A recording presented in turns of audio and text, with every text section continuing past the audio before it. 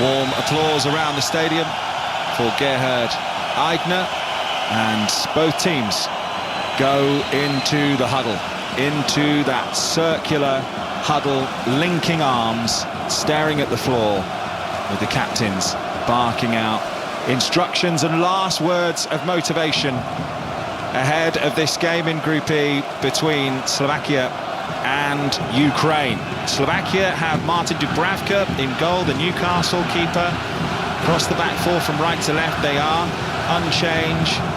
David Hanko, Denis Vavro, Milan Skriniar and Peter Pekarik, which is a terrific name, at left back, with Kuchka, Lobotka and Duda, their playmaker, was along with Haraslin, Bozanic and Skrantz, who scored that goal in that opening game against Belgium in the 7th minute to win it for them. And it will be Slovakia here with the kickoff, all in blue, and Ukraine all in yellow, kicking from right to left as we look at it here in the Merkur Spiel Arena. We are underway on 5 Live and BBC Sounds, the first of 3 commentaries. Poland versus Austria on the way, and the Netherlands versus France at 8. And I will keep my eyes peeled, Clinton, because in my first game of these European Championships there was a goal after 23 seconds from Albania against Italy. Yes, stay tuned, because something could happen, very much so. Past the 23-second mark as the ball comes into the penalty area from Slovakia, but it's gone behind, just misdirected, and it will be a goal kick for Ukraine. First major tournament, of course, since the Russian invasion in 2022, ranked 22 in the world. And they really do need to find something. 66% possession in their opening day defeat against Romania. And to coin a Chris Sutton phrase, they are better than that, Clinton. Way better than that. You can't dominate the football and not create or score any chances. Nowhere near good enough, to be fair. So yeah, they are better than that, Ukraine, and that's why they probably made the changes that they've made this afternoon, because they know this is a must-win, John. If they don't win this, they're out, because I don't expect them to get anything against Belgium. Yeah, all but gone. They'd have to qualify as a third best loser and beat Belgium if Romania were to get something in their next game. So it is extremely unlikely if they face defeat here. Slovakia clear a ball long through left back, through Pekarik. Down the line it goes, and this is good play from Slovakia, and they've got an early chance to run into the penalty area here on the left-hand side. Ball played back, slow, patient build-up now into midfield. Out on the right is Pekarik, with a chance to cross right-footed. Ukraine have managed to get players back in numbers here. Slovakia with Lobotka lose possession. Ukraine did well there to get back into position, but they definitely got in behind there, Clinton Morrison. Yeah, it was a good run down that left-hand side, a really good run. And you can see they cause a lot of problems down that left-hand side. They've got really good players, intelligent players. One thing with Ukraine, he's got to have a big game, is Mudryk. I look at him, I think he's got fantastic pace, but they're going to need him. It's games like this where you need your big players to step up, so he's going to have to do better. Whereas Harrison down the left-hand side for Slovakia is causing a lot of problems. Yeah, Ukraine's manager Rebrov says Ukraine is a strong nation. We want to prove that here at the Euros. So there is huge responsibility on these players' shoulders, but it's Slovakia who've no doubt started the best here, and they are in possession inside their own half,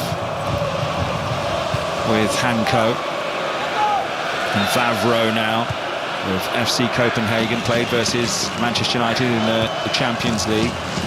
It's a good build-up this. They're still in possession in the midfield here with Skrantz, scorer of that early goal. Then Kuchka, who wins a throw on the right-hand side. He'll leave it, though, for the fullback, Pekarik, 37 years of age, of Hertha Berlin. Good fullback, still going strong, loves to get forward, doesn't sit back, wants to get forward and get balls into the box. Kuka's a good, their midfield's strong, Slovakia, really good in midfield, the midfield three. Yeah, Kuka's in there, Lobotka and Duda. Those three, all creative players as well. Yeah, based on the rankings, the biggest shock in Euros history, beating Belgium. Belgium ranked 3rd in the world. It just shows you what a... John, do you believe in them rankings? Because I'm not sure if Belgium should be ranked 3rd in the world. Let's just say that is an interesting one, isn't Exactly. it? Yeah, swiftly moving on. Yeah. Ukraine in possession. And Slovakia all over them at the back with the press. 5 pressing into the Ukrainian half there, but Ukraine have got possession back. And it's with Matvienko, who aims a long ball over the top, looking for Yarmolenko, and the flag's gone up, and he is offside. Interestingly, the referee blew his whistle before the flag went up there. Yeah, you're right. He blew his whistle way before even the flag went up. He must have seen something, got some word in his ear that he was offside. But if not, it's a great decision from the ref. Maybe the partly automated offsides. VAR got the call before the assistant put his flag up. As Slovakia in possession now, 15 yards inside their own half. With Vavro. Played forward, intercepted though, Matvienko. It's the ball to Zabani. He's had a really good season with Bournemouth, won their Player of the Year, voted for by the supporters. I watched a lot of Bournemouth last season. Looks a very good player, well worth the 24 million that they've paid for him. 21 years of age, still really good age. Second youngest player to represent Ukraine after one Sergei Rebrov, the manager. And here come Ukraine down the right-hand side. This is their first real attack, and you can hear the supporters getting behind them. Low cross in. It's not fully cleared by Slovakia. It's just been popped up in the air. Ukraine battling for the ball in the penalty area, and that looked like a foul. It was, and it's a free kick to Slovakia in their own box on the right-hand side. Yeah, it was good, neat play, and they got in down the right-hand side and put a good ball in, but it was well defended. But yeah, Rebrov, the manager, will want a performance from his team.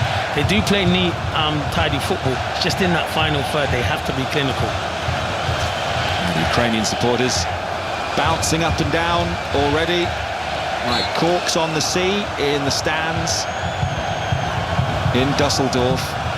Slovakia would probably take a draw after that win in the opening match, Clinton. Yeah, because that would be 4 points, and I think 4 points would be good enough to get through, and that'd be a great achievement. So, as I said, the result against Belgium was outstanding. I thought they were brilliant, to be fair, and they thoroughly deserved to win in the end.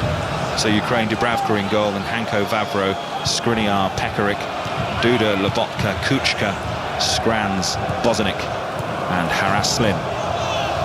That's Slovakia. The Slovakia lineup here. Dovbik, a lot expected of him, of course, playing in attack for Ukraine. As Slovakia in possession just on the halfway line. 27th birthday today. 9 international goals, but La Liga's leading scorer with 24 in 32 starts. It's time to announce himself on the big international stage, but at the moment it's Slovakia coming forward with a low cross in, but that is smothered and taken comfortably by Trubin in the Ukrainian goal, wearing all lime green, and he rolls it out to Matvienko. Yeah, you're right, John. Sorry to talk about Dov. He's got to produce. He's the one, but he needs crosses into the box. So Yarmolenko and Modric have to deliver. They're the 2 wide players that have to get crosses into him, because he can score goals. To be top goal scorer in the Italian league is a great achievement with some top strikers that they've got there. Yeah. 24 goals in Spain, 8 assists, 6'2". The machine, they called him. He is like the machine, yeah. With that record, you are the machine, aren't you? Slovakia in possession inside the centre circle. 5 Live and BBC Sounds. 0-0. We've had 9 minutes of the game.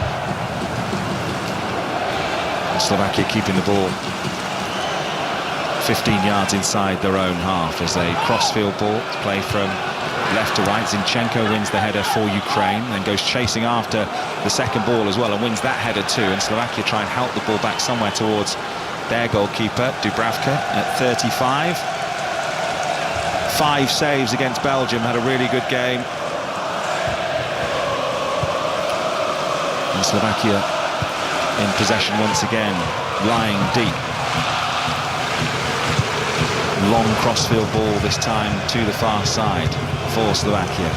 Headed onwards, looking for the run of Hanko, who's up there, but Ukraine win the ball back. And the ball's played forward down the right for Yarmolenko. Has got a little bit of room ahead of him now, and he's got 3 runners ahead of him. Ball played forward, but that's a overhit pass. Looking for the run forward. And that's disappointing, because that's the first time it's really opened up for Ukraine. It has, to be fair, and it was good play. It was good build-up play. Good 1 and 2 touches. Really good 1 and 2 touches. And Yarmolenko just hits the pass. And you're thinking, once he gets into them kind of areas, he usually has the quality.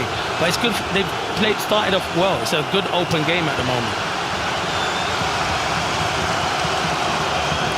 Here comes Slovakia down the left-hand side again. This is a good little run into the penalty area, and a left-foot shot and a good save by Trubin.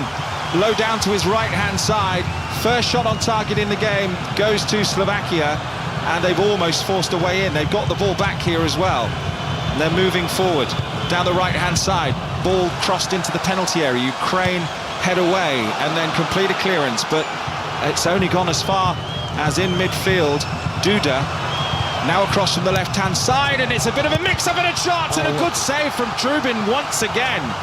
What a save that is to save his country after a terrific effort from Scran's right-footed. He thought he'd scored, Clinton Morrison. Trubin, there was like question mark, should Trubin come in for Lunin? He definitely should be in. He's just made 2 well, in particular the second one's an outstanding save from Trubin on the right-hand side, because it's a mistake. The ball's whipped in and they don't deal with it. And Trubin, it's a great strike, and Trubin from 3 yards out stands up and makes a brilliant save. So he's already justified why he should be in a starting lineup. 2 absolutely super saves, as Clinton said, in for Lunin as the ball's played up the top, looking for the run of Mudryk.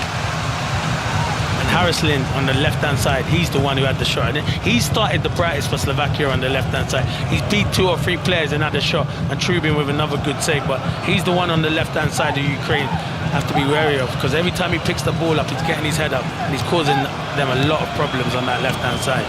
And they come down the right this time, Slovakia, with Pekarik. Lovely little footballing triangles from them. Pekarik's going to cross one deep, looking for the run on the far side of Haraslin. Haraslin gets it back to Duda, corner of the penalty area on the left, thinks about a shot right-footed, and it fizzes wide of Trubin's right-hand post, and it'll be a goal kick for Ukraine, and Slovakia have looked good so far. Yeah, Haraslin again involved. Pekarik down the right-hand side, good ball to the back post. He lays it back to Duda, and he drags his shot wide. But yeah, they do look good. They look really good. They're really assured, and you can see they're coming off the back of a good win against Belgium. Looking to win for a second time in a major tournament for the first time. Won 10 of their last 14, Slovakia, going into this one. It's an experienced team, starting 11 in the win over Belgium, average age of over 30 years and 229 days. That's the oldest since Italy in the Euros in 2016. So plenty of experience in that Slovakian team, and they're a big team as well. They are a big team, and they've got a big player at the back. Skriniar is a good centre-half, the captain, their leader. So he's the one who assures and makes sure everything goes according to plan. But they are a big team. But everyone in their team, they know their jobs. Matvienko at the back, nice ball into feet, and Ukraine come down the right-hand side. This is a good-looking move into the penalty area, looking for the striker Dovbyk, but it was just behind him, stretched out his right foot, but couldn't get possession of the ball. But they have still got it. About 25 yards from goal. Here comes an effort, but it's straight at Dubravka from Sudakov. It was actually Brazko with the effort, and it's straight into his midriff. But he got a good look there. He did, Brazko. He's trying to bend it with the instep. It was good play from Ukraine, but he gets to Brazko, and he's trying to bend it. It's a hard one. Really should be drilling that. It's going to be some strike to beat Dubravka from that distance. 13 minutes gone, 0-0 between Slovakia and Ukraine on 5 Live, with Slovakia coming forward down the left-hand side. And possession in midfield with Duda, the 29-year-old, with Verona in Serie A, 72 caps. As the playmaker, let's call him Dudinho. What a name that is. It's his Brazilian name, even though he's not Brazilian. I like that. Yeah. Ukraine have got possession in midfield. Brazko, one of the players coming into the starting lineup today. In possession on the right-hand side now, Yarmolenko. Little ball into the feet of Dovbyk. But Slovakia break it up and have got possession back themselves deep in their own half with Lobotka. Napoli, and the ball's out of play for a Slovakian throw midway inside their own half on the left-hand side. Yarmolenko was the one across there to intercept. That's where he has to be better, Dovbyk. It comes into him, and he's a big presence there, John. He's got to hold the ball and pin people and enable his team in and around the box to get their shots away. Definitely sounds like Ukraine have the majority of the support inside the stadium, I would say. Many of the neutrals will be cheering them on. I can see a few Scotland flags in there as well. I suppose when you're there, you just go and watch. If you love football, you go and watch any game you can when you're over there. I'd be doing the same thing. You'd be flying here, there, and everywhere. Everywhere, mate. You watch more football than anyone Anybody, I know, exactly. You stop and watch a game in the park and analyse that, don't you? Yes, definitely. Should have made an overlapping run. Oh, that's a poor ball, and almost nipping in there was Dovbyk to intercept, but Slovakia have got the ball back. They've got it midway inside the Ukraine half on the right-hand side. Nice little ball inside for Lobotka. Lobotka still on his left foot, dragged back, and that is a free kick. And it's in a dangerous position on the left-hand side. The foul was from Brazko, the 22-year-old from Dynamo Kiev. And, yeah, free kick. It's about 20 yards out, Clinton. Yeah, Brazko, he doesn't need to do that. Lobotka does well. He was running out of ideas of where to go, and Brazko just makes it easy. As soon as there's contact on him, he's going to go down Lobotka. And it's in a dangerous position here. So Brazko, he'll hope that Slovakia don't work him, because it's a good opportunity for them. Hanko's over it. Kuchka is there as well. And Duda. It would suit a left footer because it's to the right of Trubin's goal. So a left footer maybe, or to the near post. They've got 4 in the wall, and they've got a draft excluder here, Ukraine. Yeah, I think Hanko, I think you're right. I think 16 Hanko looks like he's the one who wants to take. And you're right, John, I think it is a left foot. He's just gone to reposition the ball. Maybe 21 yards out, something like that. Certainly in a good spot. It looks like it's going to be Hanko then, left-footed for Slovakia. Good effort and good save again. That's 3 saves Trubin's made. He has. For Ukraine. He has. Hanko, it's the side that you expect Trubin to do, because he didn't go over the wall. He went the side of the goalkeeper. But you still have to be there, Trubin, because he could easily take a step to his left, and he watches it on. And what I like about it is he gets a good hand away to safety. It was a good double-fisted save from Trubin. And Slovakia take the throw, and they've been allowed to cross deep into the penalty area. Chance, and he can't keep this one out. And Slovakia lead again. It's a brilliant header from Skranz, who's got 2 for the tournament. Slovakia 1, Ukraine 0 in the 17th minute. Yeah, Skranz have been causing all kinds of problems. Zinchenko, who I think is a better midfielder than he is as a fullback, doesn't check his shoulders. It's a mismatch at that back post, and it's a good header. Trubin's made 2 or 3 really good saves, and I think when I see the replay again, maybe he might be a bit disappointed he hasn't saved this, but it's a mismatch, Zinchenko against Skranz at the back post. And yeah, I think he sees it, and maybe the power, maybe because it's close, but nah, I think he should save it. I think he should literally save it. Like, it goes through him, but I'm going to give the credit to Skranz. I think it's a great header and a brilliant start from Slovakia. Well, when Ukraine analyse that goal, there'll be a few different positions in which they think they could have stopped it happening. There's an argument you can stop most goals happening, but the throw-in and being allowed to cross it when there are 3 Ukraine players around him, and then being able to get that cross in is one, and then certainly the goalkeeper.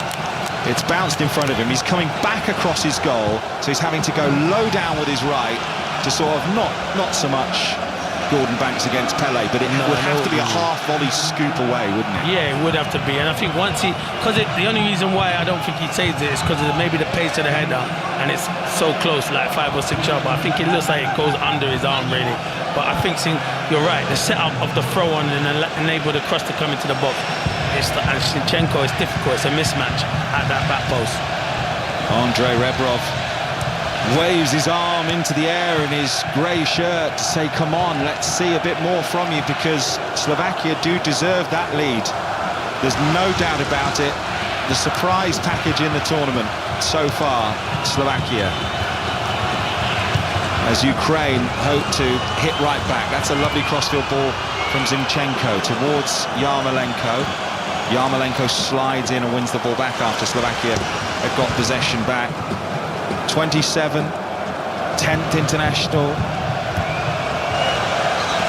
Goal. See down the right, down there, time choke down the right. He's playing on the right. It's got to be better than that. Zinchenko played him a lovely ball, got no pressure on him, and he just miscontrols it. You can see why Ukraine have struggled so far in this tournament. Their end product and their quality hasn't been nowhere near good enough. Sorry, 30 scrums. Slavia Prague in the Czech Republic. It's where he plays his football. Big, tall forward, and got up really well to win that downward header back across the goalkeeper to put Slovakia 1-0 up. And now it's the Slovakia fans who are bouncing in the stands. Slovakia 1, Ukraine 0 on 5 Live and BBC Sounds. Still to come. Mark Chapman will be here with the build-up and half-time of Poland versus Austria, and Kelly Cates here for the build-up of Netherlands-France. That looks like a good one as well. Tasty. Vicky Sparks will be bringing you the commentary of that one with Dion Dublin. Ali Bruce Ball and Connor Cody here for the game between Poland and Austria.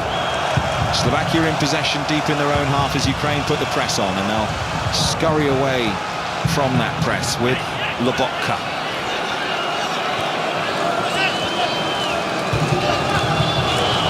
On the right-hand side, they'll try and bring it down with the goal scorer, Scrans, but Ukraine win possession back. Mudrik's barely had a touch. The Chelsea man on the left-hand side so far in this game. He's the most frustrating footballer I see, because sometimes you see Mudrik outstanding, and then you see in a game like this where he's non-existent. He's one of the top players. You have to go and stamp your authority on the game. Go and get the ball and make things happen. Long ball to the far side. Header won by Slovakia, but the ball had gone out of play, so it will be a throw-in to Ukraine midway inside their own half. On the right.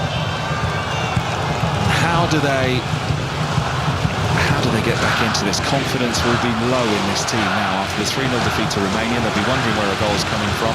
Yeah, because defensively they struggle massively. They don't keep clean sheets, but at the moment they're struggling to create chances as well. The build-up play, the football is nice and intricate, but it's either the final pass, the final cross.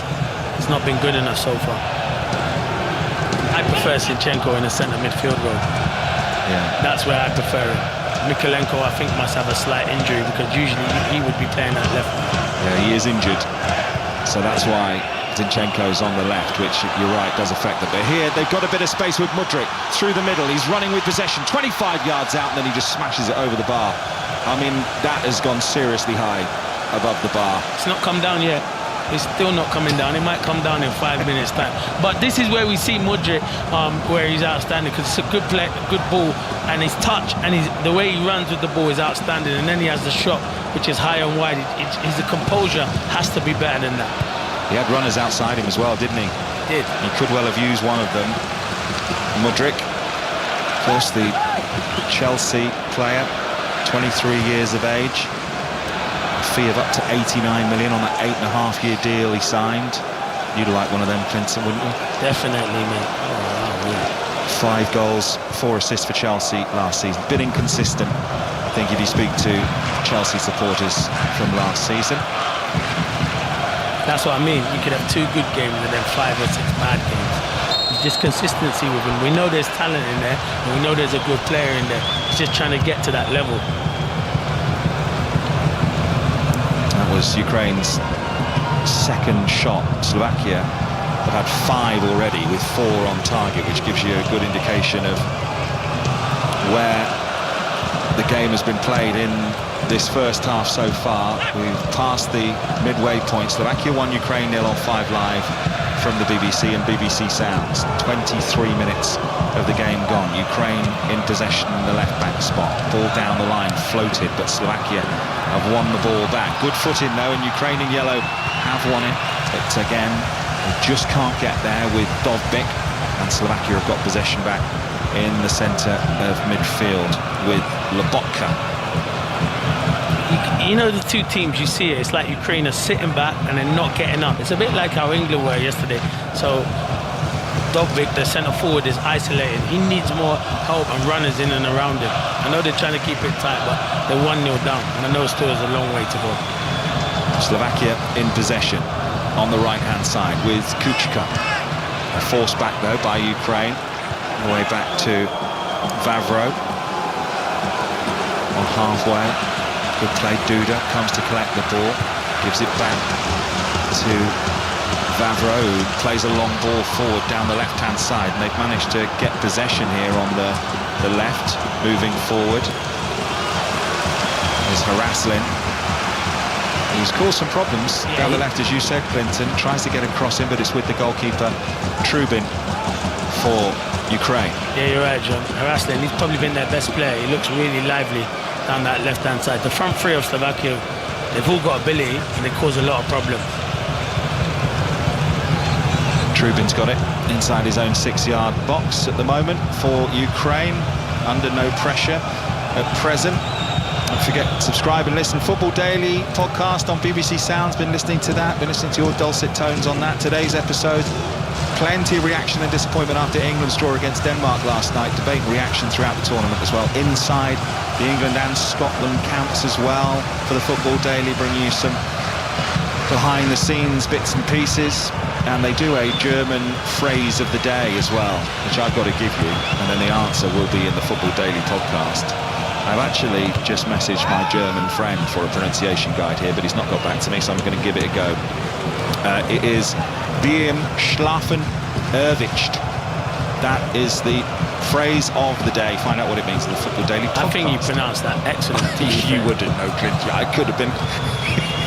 I would have still said it was good. Thanks, mate. Thanks for your backing. Slovakia in possession on the lip of the centre circle inside their own half.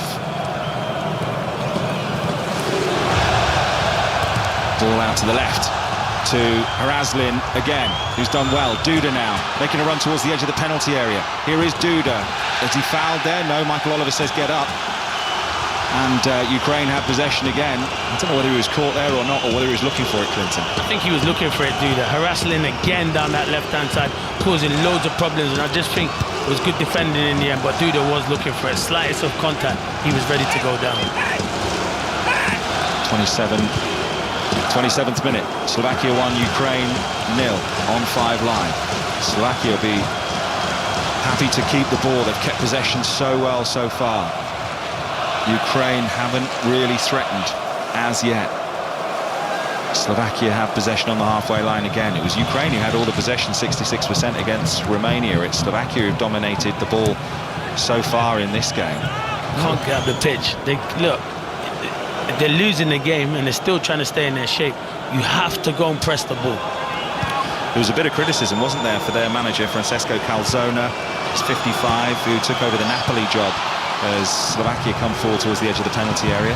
Ukraine clear away, and then Ukraine get possession in midfield with Sudakov running through the middle, up to halfway.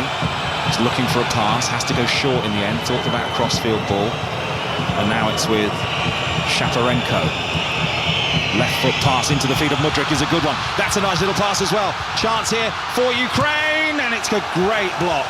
Super block as Artem Dovbyk was about to pull the trigger left-footed and slot it back across the goalkeeper. That could be a key block from Pekarik. It's brilliant defending from Pekarik. Dovbyk, that's where you see him. That's why he scored all of his goals. It was good little play from Mudryk. He found a little pocket, and it was good feet from Dovbyk, but great defending from Pekarik. Really good defending, but that's better from Ukraine. Corner on the left-hand side is going to be taken by Zinchenko, who's got 2 arms in the air. There are 5 players in the penalty area. In it comes to the near post, comes off Bozanic, And it's gone behind for another corner for Ukraine, which Zinchenko's going to take quickly and take short to Mudryk. 6 in the middle waiting for a cross. In comes the cross, headed away by Slovakia. Comes back to Mudryk, who strikes it. Comes off a boot, and then stretching left-footed was Yarmolenko, who puts it wide. Goal kick Slovakia. Yeah, but it's better from Ukraine now. The short corner, Mudryk now getting into the game. The big player comes back out to him. He has a shot, it deflects, and Yarmolenko's just stretching on that back post and can't direct it into the back of the net. But Sergei Rebrov, they've come alive now, Ukraine, and that's what they needed. The fans are getting behind them. Better from Ukraine, and Slovakia have possession. It was second in Group G in qualification, only lost twice to Portugal, of course, who had that perfect record. Scored 17 goals, only conceded 8. So I say they're a surprise package, but did well in qualifying. A rich history as well, of course, if you include Czechoslovakia when they won it in the 70s. The majority of those players in that Czechoslovakia team were Slovak. So they've produced in this tournament in the past, of course. And they're in possession. Half an hour of the game gone. Slovakia 1, Ukraine 0. And Schranz again, the goal scorer, just like he was against Belgium. Leading scorer. Going for that golden boot, isn't he, Schranz? Ukraine get the ball back. They're giving it away again, trying to play out from the back. And Schranz has gone over there to try and dispossess. Brazko puts it into the stand, and it's going to be a throw-in for Slovakia on the right-hand side. Pekarik's got the ball under his arm. He's going to take his time. There's absolutely no rush from Slovakia's point of view at the moment. They've got the lead. In comes the throw towards Schranz. And is that a corner or a goal kick? The referee's given a corner. He was right on top of it there, Michael Oliver, and he pointed straight away for the corner. Goes past Zinchenko, and let's just have another look at it. It's a strong shoulder to shoulder, and I think that maybe does come off the foot of a Slovakia player. Yeah, Kuka. It comes off Kuka, you're right, mate. I was going to say Michael Oliver's done a good job so far. He's allowed one mistake. Yeah, just came off Kuchka in the end as he was being challenged by Brazko. Corner for Slovakia on the right-hand side, which Duda is going to take. He's got the old bus stop routine going on here. Slovakia in the penalty area. They're all lined up, 4 of them, and there's been some pushing and shoving, and Michael Oliver in his orange top, black shorts, has gone across to have a word with them, the English referee. One arm in the air from Duda. In comes the cross. Deep, whistle goes, and I think that's one of those where he said, I told you about the pushing and shoving, and he's given the free kick to Ukraine inside their own penalty area. Yeah. See, listen, Michael Oliver's a good referee. This is why he's refereeing at the top tournaments, and he made the right decision there. I think maybe because he thinks maybe I might have got that one wrong. As soon as the ball comes in, I'm giving a free kick. Ukraine, of course, reached the quarter-finals in 2021. Lost 4-0 to England, of course. Went out in the group stages in their other 2 appearances in 2012 and 16. I know there's talent in this Ukrainian side, but they are yet to produce their best in the tournament. They trail by a goal to 0 on 5 Live and BBC Sounds. And shortly, we will be going racing with John Hunt at the Albany Stakes at Royal Ascot. So that is coming up the closing stages in just a moment. As Ukraine are in possession in the Slovakian half, in centre field, with Matvienko's come up from the back.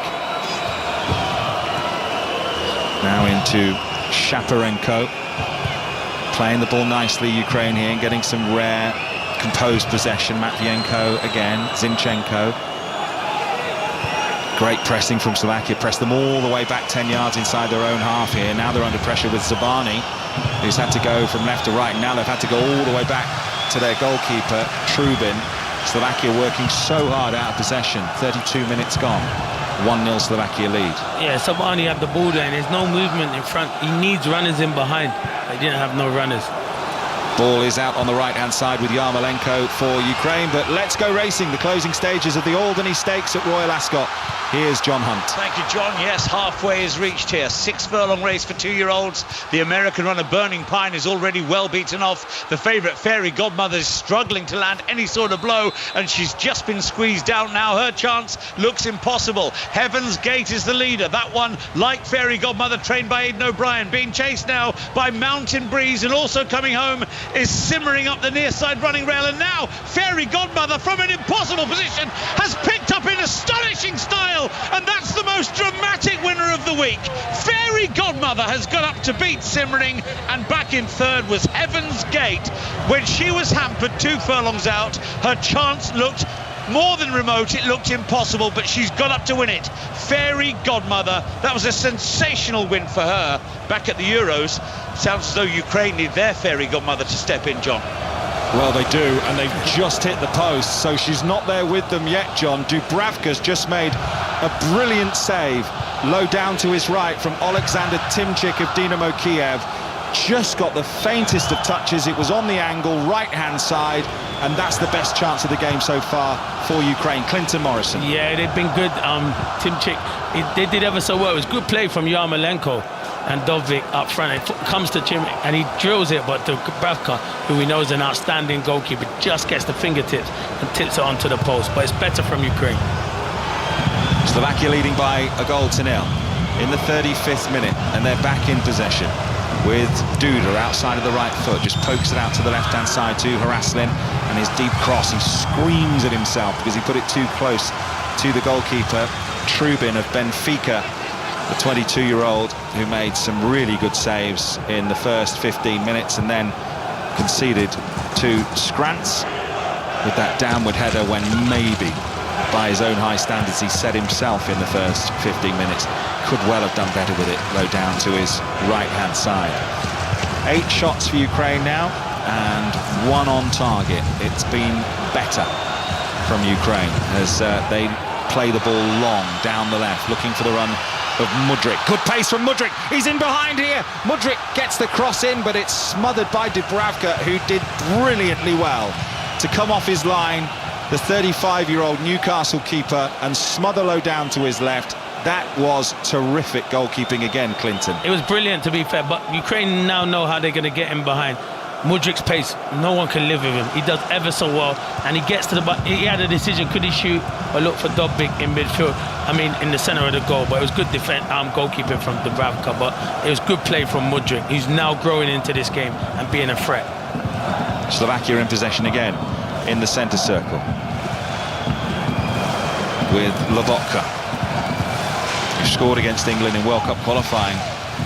Lobotka, he's the only one of the players that isn't a giant. When they went along the lineup for the anthems, cameraman's almost missed him. You've just sort of got the top of his head because the rest of them are so tall. Yeah, they're all over 6 foot, aren't they, apart from Lobotka, who's a neat and tidy midfielder. He's the one who breaks things up and gives it to the players around them to play.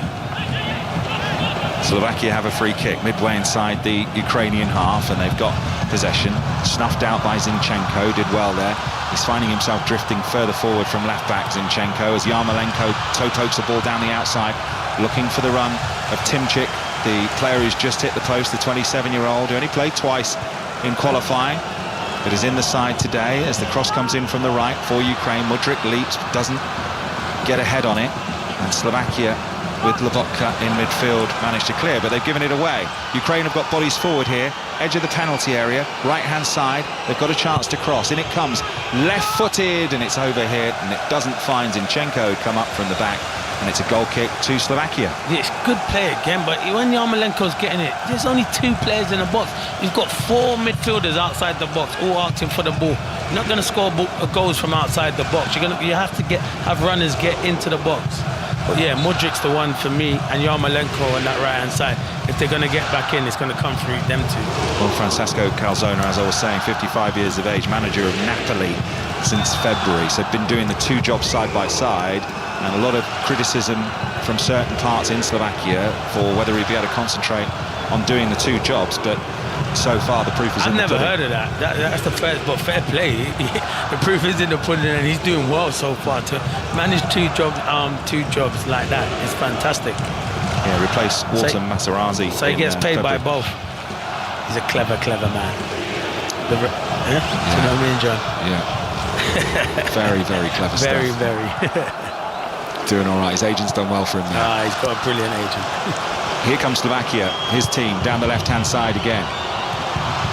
The goalkeeper, Skrantz, tries to play a little 1-2 with the Botka, but he's just overhit the pass back to him, says sorry and runs off because it's a goal kick for Ukraine. Ukrainian fans look nervous in the stands. They know this is a huge, almost hour coming up for them. They're staring down the barrel of going out of the tournament. Yeah, I'm probably one of the first teams. And like you're thinking about it, and I'm thinking, Rebrov, he'll probably be happy over the last 10 or 15 minutes, but when you're on top, John, you have to score. And that's what Slovakia did. When they were on top in the first 15, 20 minutes, they scored. So when you have spells in the game, you have to be clinical. Ball over the top, looking for the run of Timchik, and a foul in midfield and a free kick. Shaparenko was fouled there, again of Dynamo Kiev, 25-year-old, and it's going to be a free kick on the halfway line, which they've taken quickly, Ukraine, and Zinchenko's in possession. Plays it across the back, Sudakov on the halfway line, and now Zabani, Bournemouth defender, into the feet of Shaparenko again as Ukraine build, kicking from left to right, all in yellow. Patient this time, and again Slovakia organised and disciplined in behind the ball. 5 minutes plus added time to half-time. Ukraine coming forward. Now a little pocket of space, maybe 25 yards from goal. Now Zinchenko on the left, up from left back. He's got 4 to aim for in the middle. In comes the cross. It's looking for the striker there, Dovbyk, but the referee's given a free kick, maybe high feet. Yeah, you're right. I don't know where Dovbyk is going when Zinchenko gets the ball. He's already headed the ball, making his run before Zinchenko's even got his head up to get his crosses in. I know he scored a lot of goals, but on the evidence of this, his movement in the first half hasn't been good enough, apart from one opportunity where Mudryk played him in. But yeah, he has to be doing better. And I think there's a slight bit of high foot by Michael Oliver gave it, but I don't think his foot was that high, John. It wasn't that high, was it? But he did kick Hanko. Yes, he did. Accidentally, and Hanko went to ground, making a flying header. So he's given it for that little kick, hasn't he? But you're right about the runs. 24 goals, 32 appearances. I see what you're saying so far. Going early. And they need him. They really do need him at the moment. La Liga's leading scorer needed to find something. Artem Dovbyk on his 27th birthday. Zabani for Ukraine, deep in his own half. Ukraine building and coming over the halfway line with Timchik. Timchik surging over the halfway line and giving it to Yarmolenko on the right-hand side. Level with the Slovakian penalty area. Goes to ground, and Michael Oliver's saying, yes, that is a free kick. You did get touched. He brings the magic spray out of its holster, and it will be a good opportunity to cross from the right-hand side here for Ukraine. Oh. Michael Oliver gave it, but the line. I don't think the linesman give it, and it's not touched him, has it? There's no contact whatsoever. Yarmolenko's bought that free kick. Clever play, but no, it's not a foul in my eyes. One for Chris Sutton simulation game, that with Chris and Robbie. Oh, Chris would be all over that. He would. He would. There was no contact whatsoever on Yarmolenko. He's just decided he's going to go down when he's knocked it past him, the 34-year-old. But Ukraine do have a very useful free kick here. There's some rain on the camera lens in Dusseldorf at the moment.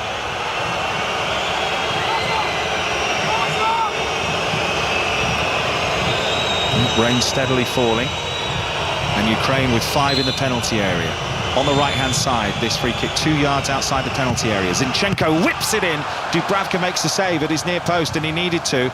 Ukraine trying to get hold of the second ball, and it's going to go out for a goal kick to Slovakia, who defended that really well. It's a sharp save. It is. Dubravka does ever so well. You can see Zinchenko has his quality, and he's just trying to whip it into a dangerous area, but in on goal. So if there's no contact like there weren't, he could sneak in, but it was good goalkeeping from Dubravka. He had to watch that, and good parry away as well. He anticipated it well, Dubravka, made a little step, all in black, to his left, just as Zinchenko was approaching the ball. Zinchenko struck it well, sort of just with his instep, and a good save low down to his left-hand side. He's had a really good half, the Newcastle keeper. And Slovakia lead by 1-0, and we've got 2 minutes plus added time to half-time on 5 Live and BBC Sounds.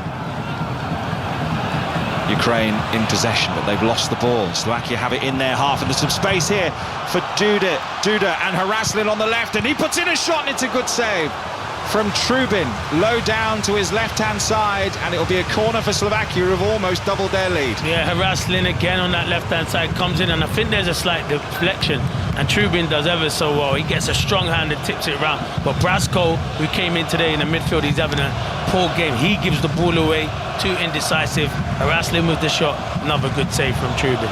Corner for Slovakia, leading by a goal to nil. Almost finds a way past him, those deflected efforts. It's a good save again. It's his fourth decent save of the half. Anatoly Trubin of Benfica.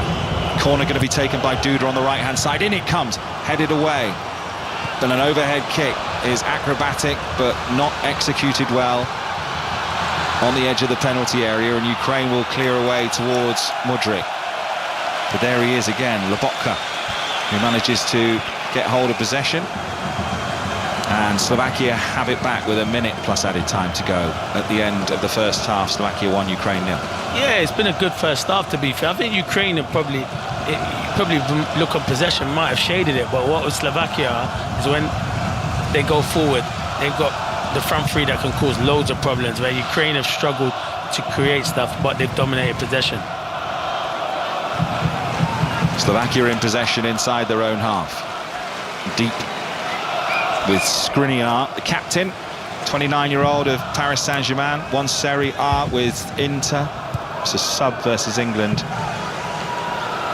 and made his debut in 2016, and it's a very, very good centre-back, as he's proving for Slovakia, who's still yet to concede in this tournament. We've got 1 minute of added time at the end of the half, and Haraslin's got the ball on the left again. In comes a low cross, cleared away partially by Zabani, and the referee spotted an infringement there. Haraslin can't believe it, wearing 17 with his full sleeve on his left arm, and he's putting his arms up in the air to say, didn't touch him, ref. The international signal for didn't touch him, ref, that was.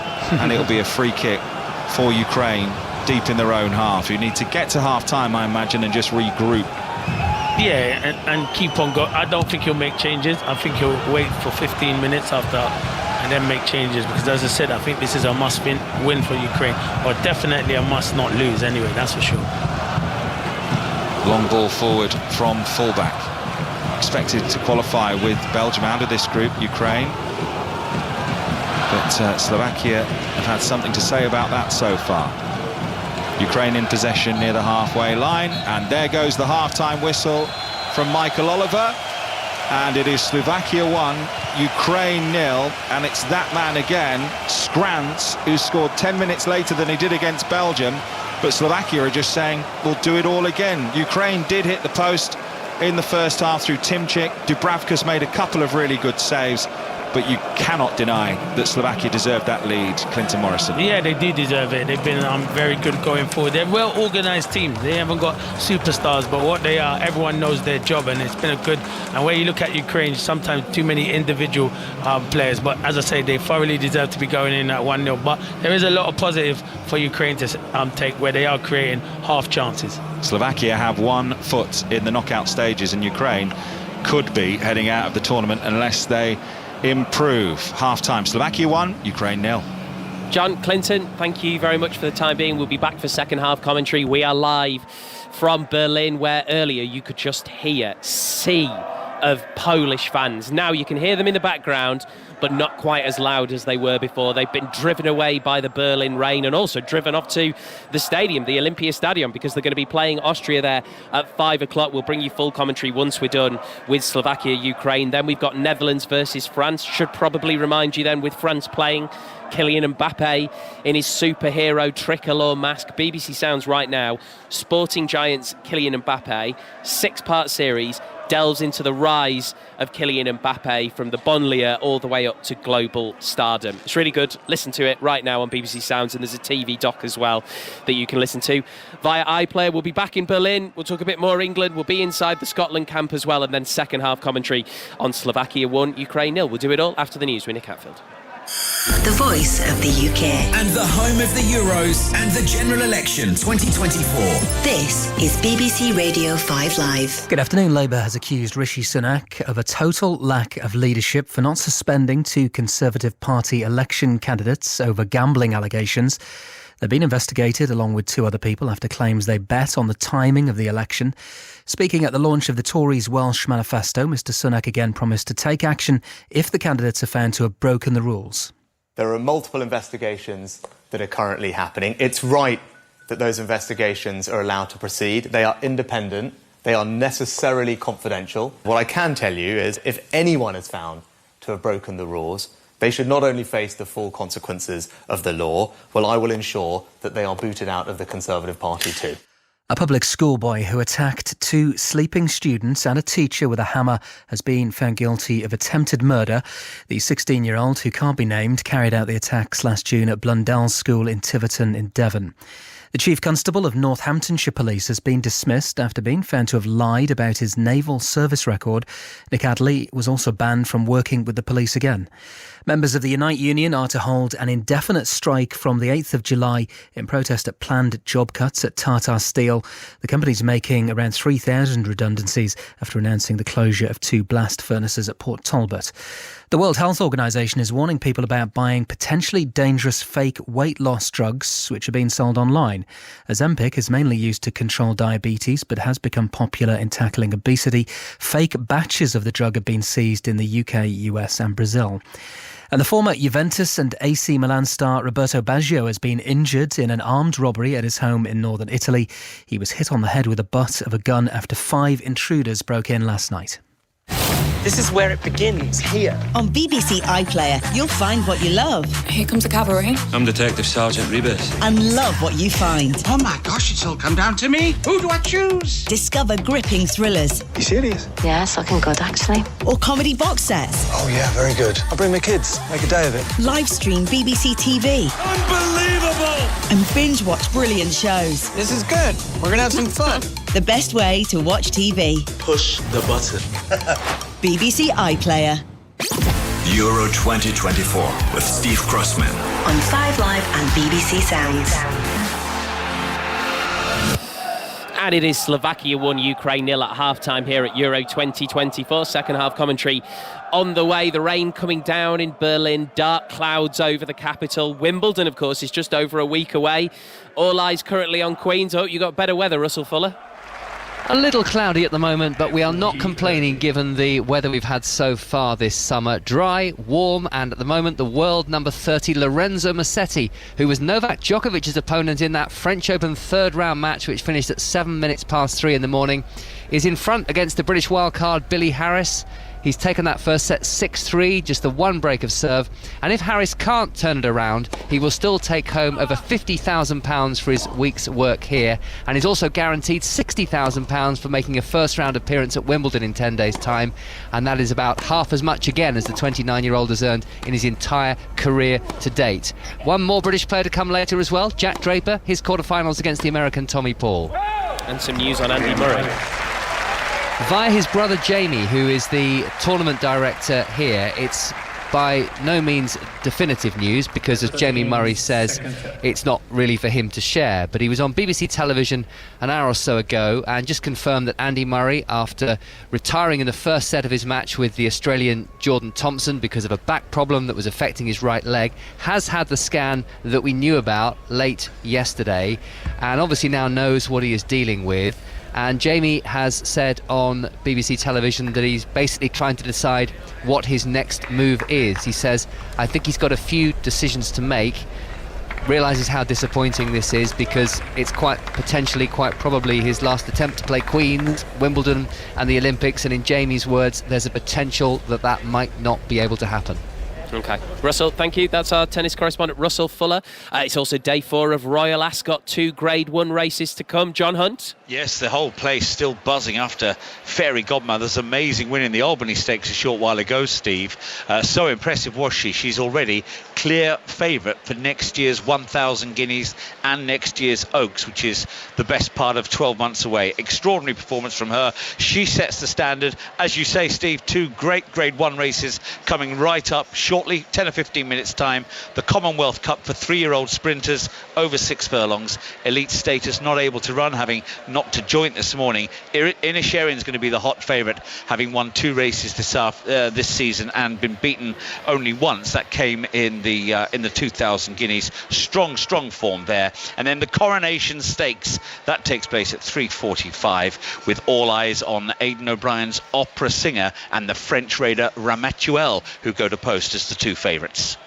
Thank you very much, John. One of the many things I love about 5 Live is how we can just take you all over the world. 1 second we're here live in Berlin at the Euros, then we nip off to Royal Ascot, we're at Queen's, and we could just leave the continent as well. Let's go to St Lucia. Why not? Shortly on 5 Sports Extra, build-up and ball-by-ball commentary of England, South Africa in the T20 World Cup Super 8. Henry Moran, this is big. It is. It's a performance England will be looking to repeat from the other night. That's what they're hoping for first and foremost. West Indies were beaten quite comfortably here by England in front of a raucous home crowd, and they'll be hoping to beat a South Africa side who, while they are unbeaten in this tournament to date, have not exactly fired. They're a very dangerous team, South Africa, full of power, and England will be very wary of what they can do. In terms of the picture, England will be guaranteed a semi-final place if they can win both of their remaining games against South Africa today and then the USA on Sunday. But if they were to win today, it'd be 2 wins from 2, and they'd be very likely to progress. Former England fast bowler Stephen Finn will be part of the team. Finney, England warming up in front of us, the hills verdant in the distance. It all feels set up nicely. Yes, it is. There's a few English people in as well to give their support. We bumped into them in the hotel and on the streets, and everyone's very hopeful, I think, of England putting in another performance. They just scraped through the group stage, but they put in a really commanding performance against the West Indies on this same ground the other evening. The pitch will be flat, it's a French wicket, and it will suit both teams. I'd expect a lot of runs, but hopefully England, with probably the slightly better confidence, will be coming into this in a good place. The key is always in these situations, in a tournament where they had a poor result against Australia, didn't play that well in that rain-affected game against Scotland, were excellent against West Indies. It's so easy to swing one way or the other. They're the best team in the world, they're the worst team in the world, but these two sides are pretty well matched, and certainly at the start of the tournament you'd look at them as two sides that had a real shout of winning the trophy. Yeah, I mean, I really like South Africa as a team. I think they've got every base covered that's necessary to win a T20 tournament, and that every facet of the game they seem to have it. They've just got the hoodoo of choking at semi-finals. So yeah, it's going to be an entertaining game today. Two powerful teams on a flat wicket. What more do you want? Fans coming in all the time. The drums are playing. Two teams warming up in front of us, and we'll have the toss in a couple of minutes' time. England against South Africa coming up.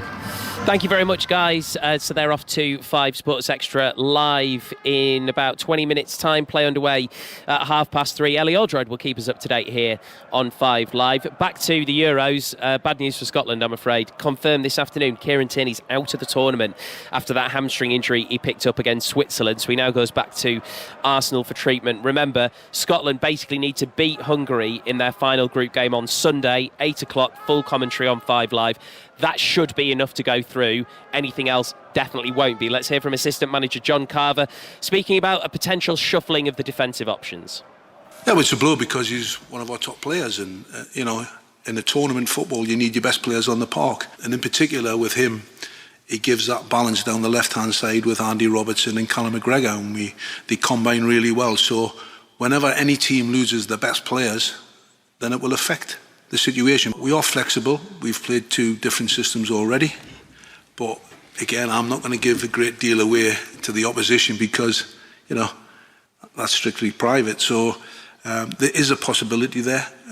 Obviously, we're only 2 days after the game, and everybody's recovering. So we've had a really light session this morning, and we'll have good conversations, meetings this afternoon, and then we'll decide on systems, players, who's fit, who's not fit, if there's anybody who's tired, who's not tired. And I'm assuming everybody won't be, there'll be nobody out there who'll be tired because everybody wants to play. Scotland assistant manager John Carver. Let's speak to Ailey Barber, who is our reporter inside the Scotland camp. Just when you get a big positive, the first point, Ailey, then a negative like that, how damaging is that for Scotland?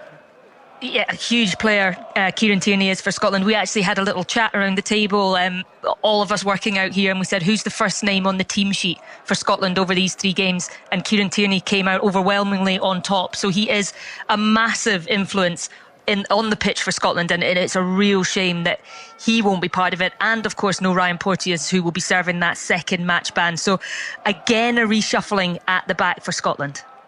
Ailey, thank you very much. Our second commentary of the day will be here in Berlin from Group D for Poland versus Austria.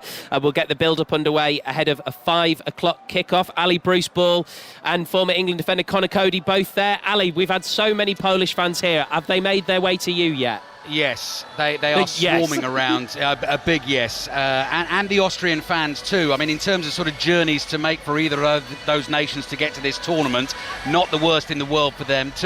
Two fantastically supported countries and 2 nations today, Steve. It's not all or nothing, but it's all or probably nothing. You know, they both lost their opening games. They're in a difficult group here with France and the Netherlands, who play later on tonight. So it's if you lose this game, then you're in real trouble. You're going to have to win the last game, and even that might not be enough. So real pressure on the game as well. And the big question, of course, from Poland's point of view, will Robert Lewandowski be fit to start for them? Connor, something a bit different. Looking forward to it?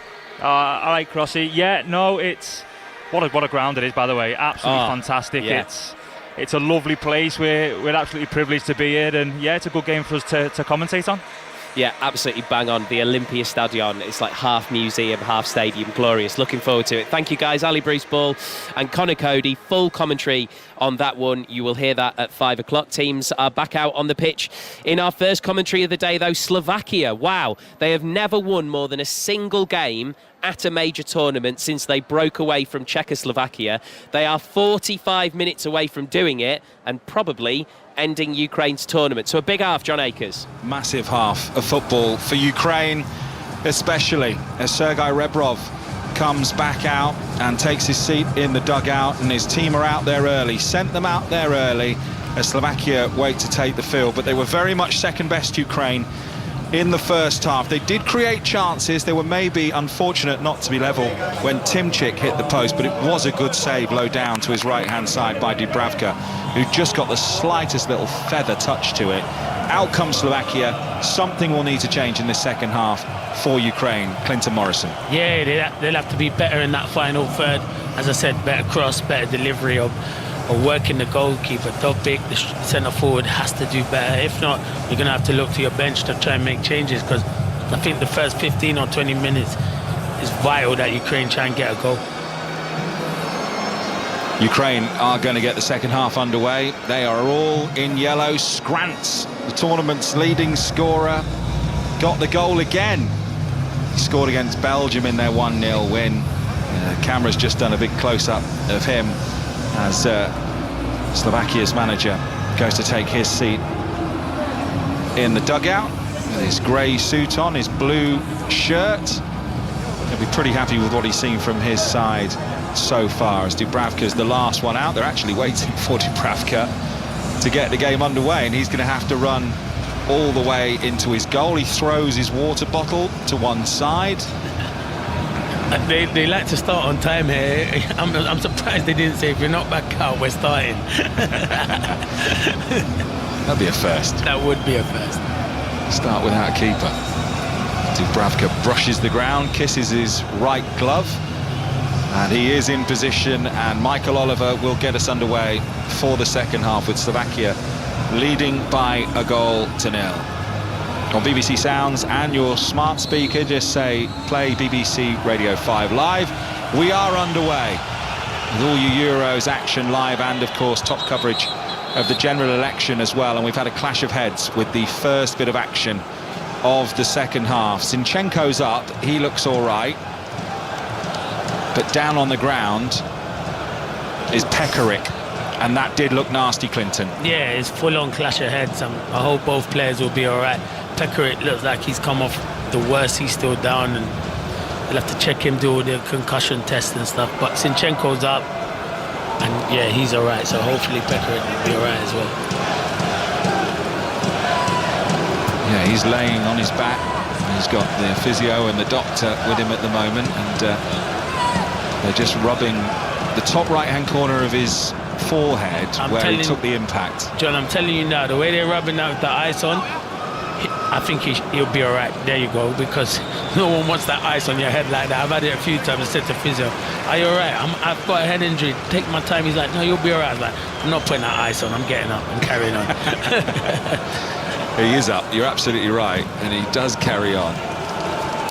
And Zinchenko sort of flexes his jaw as he comes back onto the pitch as well. He's just had a brief checking over, and both players are back on the field now.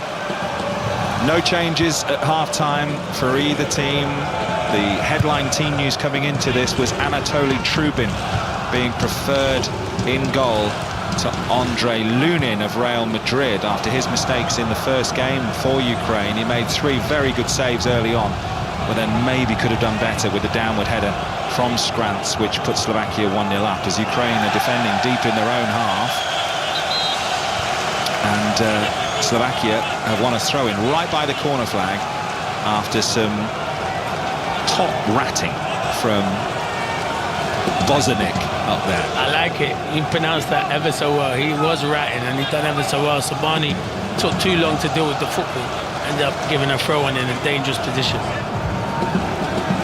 So it's a throw-in by the corner flag on the right-hand side for Slovakia. They're going to take the time over this, and Michael Oliver's saying, come on, get on with it.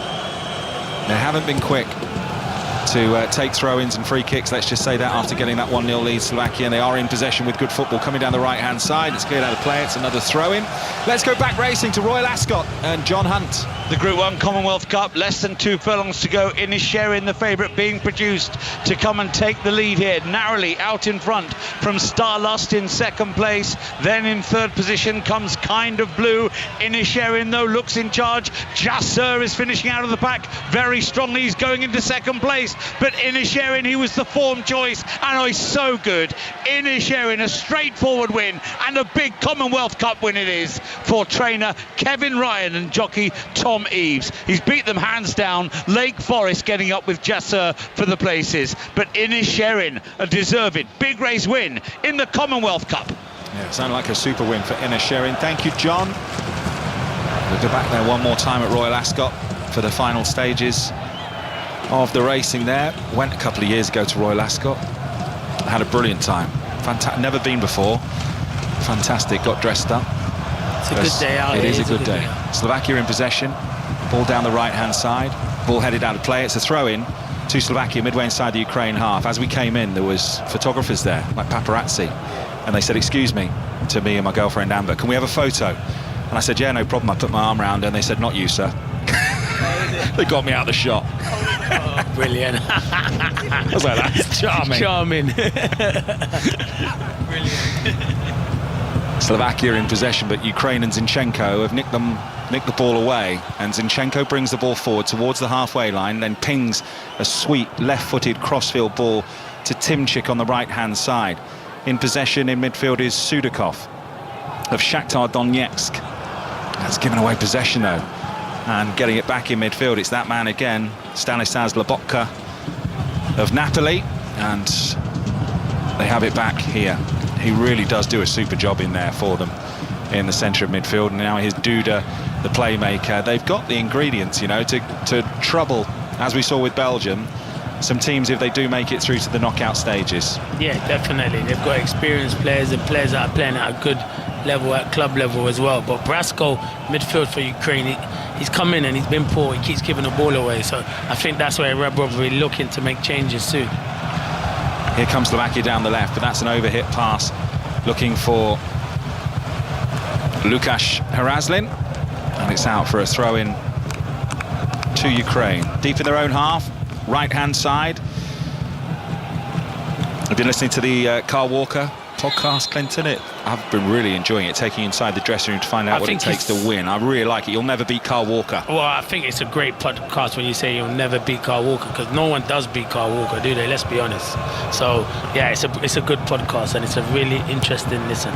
When he went down for England and it looked like he just tweaked something, I was like, ooh. Anyway, here goes Mudryk down the left-hand side. It's a good-looking cross.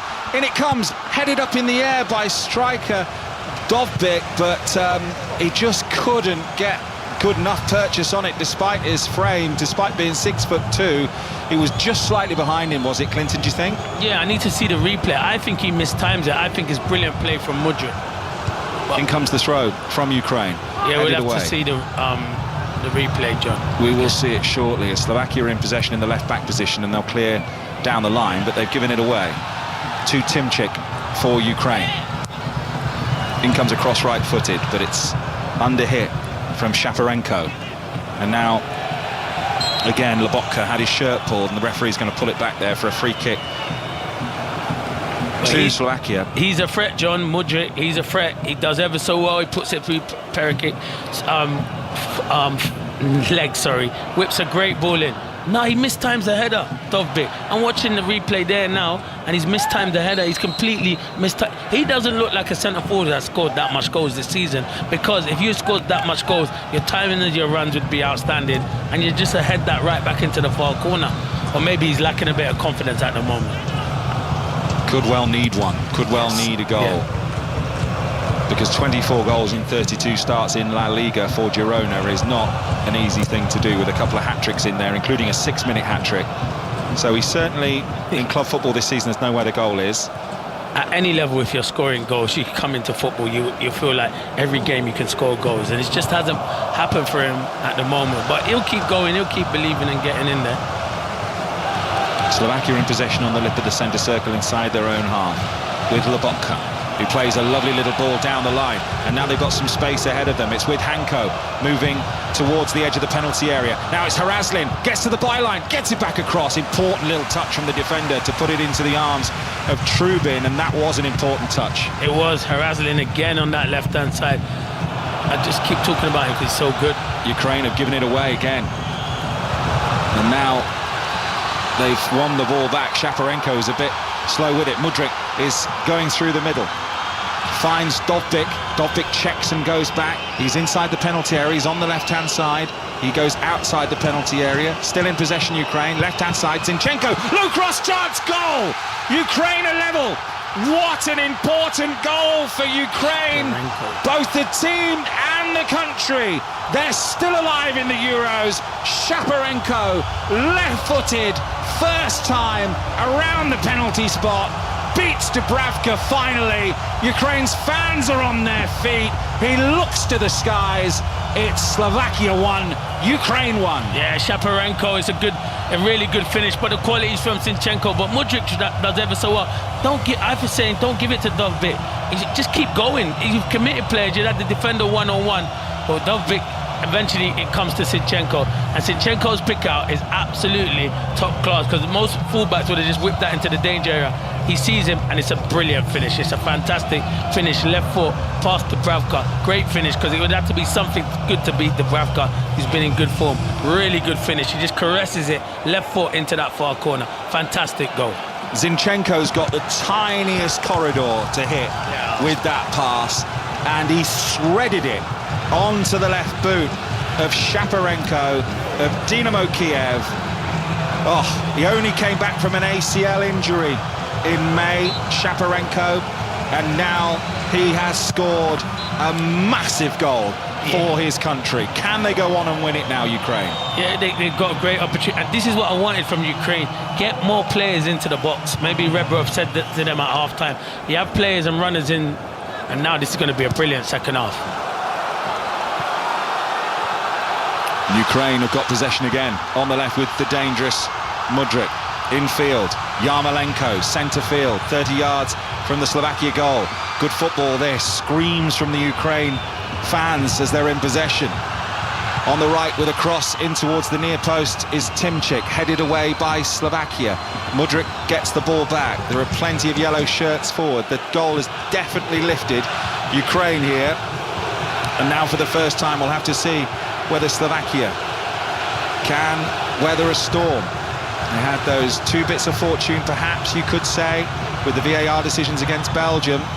It's in a different way. This Dovbyk, I struggle. I don't want to feel like I'm having a go at him. Even balls around the corner, he doesn't anticipate stuff. He doesn't anticipate stuff in that's up in and around him. There, Yarmolenko plays an intelligent ball into the channel, and he's always second to react to things, but he'll probably go and score the winner, John. I said the same thing the other day about Cranbridge, and he went and scored a goal. Well, now you've said it, perhaps he will. As Slovakia in possession, they've got the ball back on the edge of their own penalty area. Shaparenko was the youngest player to score in the Ukrainian top flight history, second youngest I should say, the age of 16 and 238 days. It's his second international goal.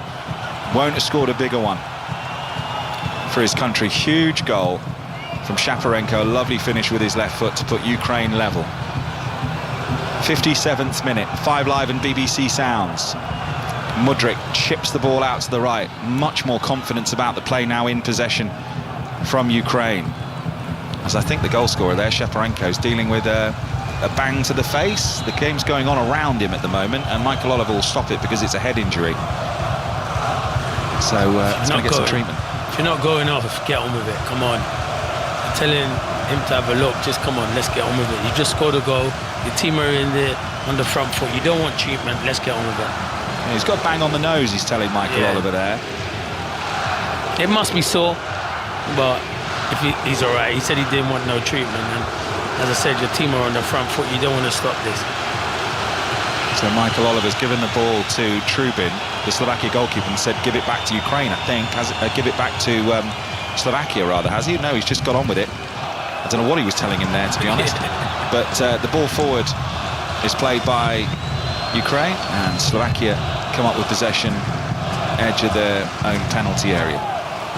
Duda, chip forward, right-hand side, down the line, looking for a run. Slovakia have got some good possession here, level with the penalty area on the right-hand side, and they've got players forward, but that's a cross which might have been a shot actually, which is charged down, and Ukraine have come back up with possession in their own penalty area. Slovakia 1, Ukraine 1.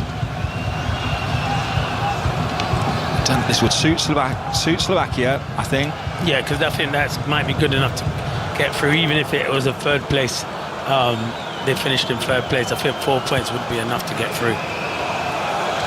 And it wouldn't be the worst thing for Ukraine, but with Belgium still to come, they'll feel like surely they want to get the 3 points. Yeah, they need to win it. Definitely, I agree with you. Ukraine with the ball over the top, looking for striker Dovbyk, who comes inside, finds the goal scorer Shaparenko.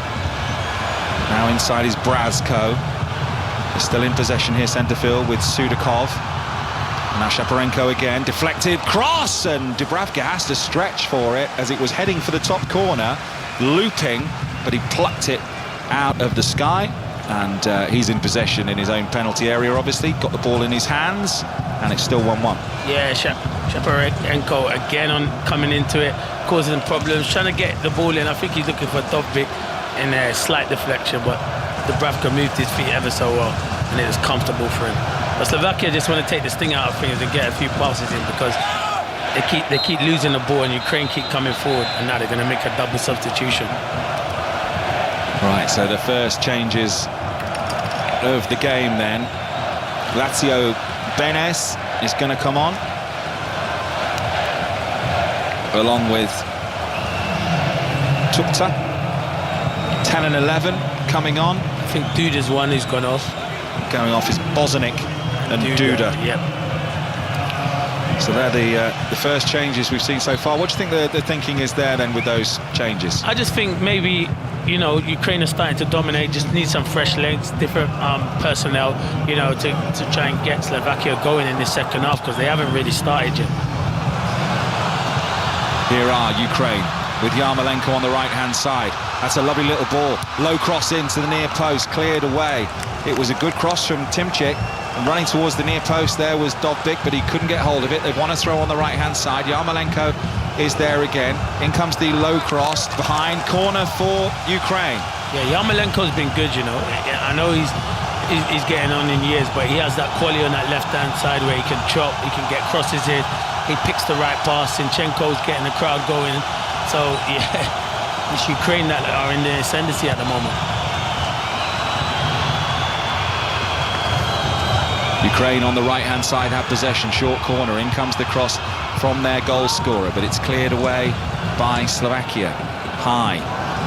Header won by a yellow shirt for Ukraine midway inside the Slovakia half, but they've been forced all the way back to their goalkeeper, who plays a long high ball towards Bosnic, and the referee has said there's an offside flag gone up. Was it a little bit sloppy, that, from Bosnic, from the recycled possession and from the ball being played long, just running back onside? Yeah, he was offside. That's just, I mean, you're a striker. It's lazy. Even my teammates would be screaming at me and my manager would be going mad on the touchline. Squeeze up. If the defenders can squeeze up, centre forward should be squeezing up. I've done it many a times, so I'm the best to comment on it. It's lazy centre forward play. Yeah, so David Strelec is on, Bosnic off, Benes for Duda for Slovakia, who were leading by a goal to nil, but have been pegged back by Ukraine. 1-1.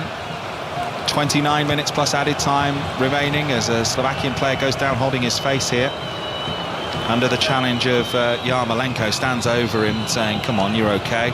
Do you know what I think it is with Hanko? I think he's felt something. I think he's felt a muscular injury in his groin. I think he did kick it out of play. So I think he had possession of the ball and he's kicked it out of play. So I think it's a muscular injury. You can see watching it. He just overstretches there and he feels it straight away. Yeah, he has pulled his groin. He was stretching with his left foot to control the ball and immediately felt it go. Players very rarely carry on once that happens, especially so deep into a game. You know it's a nasty little tear. Hopefully that's not his tournament, but I'd be amazed if he carries on. That amazing block from Hanko on the line against Belgium as well. He's back up. The physio's putting a hand up and says he looks like he's all right. That always amazes me, you know, where you've kicked the ball out, you felt something in your groin, and 2 minutes later you say you're all right. Not on my radar, no way. Also, would you want the magic spray there? He's just had half a can of it. Yeah, I'm not sure I want the magic spray where they're spraying that, that's for sure. Looks like it's done the job for the minute. It looks like he's going to come back on. That is why it's called the magic spray. For those who haven't experienced the magic spray, Clinton? It is brilliant. It does work wonders, to be fair. 1 minute you're hurting and the next minute you feel 100%. Just cold? Yeah, it's very cold, but so I never went down because unless I definitely 100% needed it, because it's too cold. You don't need it. But then, oh no, it's not hot there today. It's raining, so you definitely don't want it on a cold day that is there. When it's hot, you definitely want it. You spray it all over. Not sure that's recommended for no, you to it's try not. at home. Do not try it at home. As Ukraine are in possession down the right-hand side, that's a cross-come shot in the end, and the Ukrainian players are looking at Timchik and saying, what are you doing there? As we get a little close-up there of Hanko, who's had the top of his right side strapped up, and he's got his shorts pulled up on one side and down on the other, and he's fiddling with the tape that they've just put on him. Probably give him 5 more minutes and he'd probably be off because it'll stiffen up. It will stiffen up and stuff, yeah. Just seeing a replay of the goal. Super ball from Zinchenko. Lovely finish from Shaparenko. Left-footed. It's a nice moment for him. Spent pretty much the whole of last season injured with an ACL injury. He was out for 9 months. Only came back last game of the season for his club. Only came back to play for the national team in the warm-up matches ahead of this tournament, and then he goes and scores a goal, because that's what you think about when you're on that treatment table for that long, isn't it? Yeah, doing something like that. Definitely, and mentally it can be hard. You've got to be mentally strong when you've got big long injuries. So yeah, fair play to him. He's in the right place at the right time, and he still had a lot of work to do, so it's a good finish. They can easily go over the crossbar, those, can't they? Ball rolling towards you. Yeah, when it's coming back across. And you know what I liked it? The way he caressed it and directed it into the far corner to beat a goalkeeper of the Bagpa, who's been really good this afternoon so far. Wasn't right in the corner, but it was the pace on it. The pace on it, yes. That got it past the goalkeeper. As it's a throw-in to Slovakia after a misplaced pass. And even the assistant referee's asking Hanko here, are you okay? Because he doesn't look to be moving all right. Now, across comes another teammate, the captain, Skriniar. He says, you sure you're all right? Skriniar's saying he's made the decision for him. You've got to go off. Like, yeah, you've got to go off, but you can't just stop there. He's not going. No, he's not. I'm not leaving, he's saying. I am not leaving. So he stayed on the pitch here, Hanko. He's not running convincingly for Slovakia. He's their left back, even though all of his teammates, including his captain, were telling him to go off. That's offside. There's a long crossfield balls played by Slovakia. Ukraine will have possession with 24 minutes to play. Plus added time, 5 Live and BBC Sounds, and why not just tell your smart speaker to play BBC Radio 5 Live? It should do it if you ask nicely, as we're going to see more changes made. So Slovakia are going to make a couple here. They're going to bring on Suslov, and they're going to bring on Obert, and Yarmolenko at 34 years of age has gone off. And for Ukraine. And Dobvik has gone off as well, centre forward. Yeah, he just failed to make an impact. Yeah. So Dobvik is off as well. And Yarmchuk's come on. Yarmchuk, that's it. number 9, comes on for Ukraine.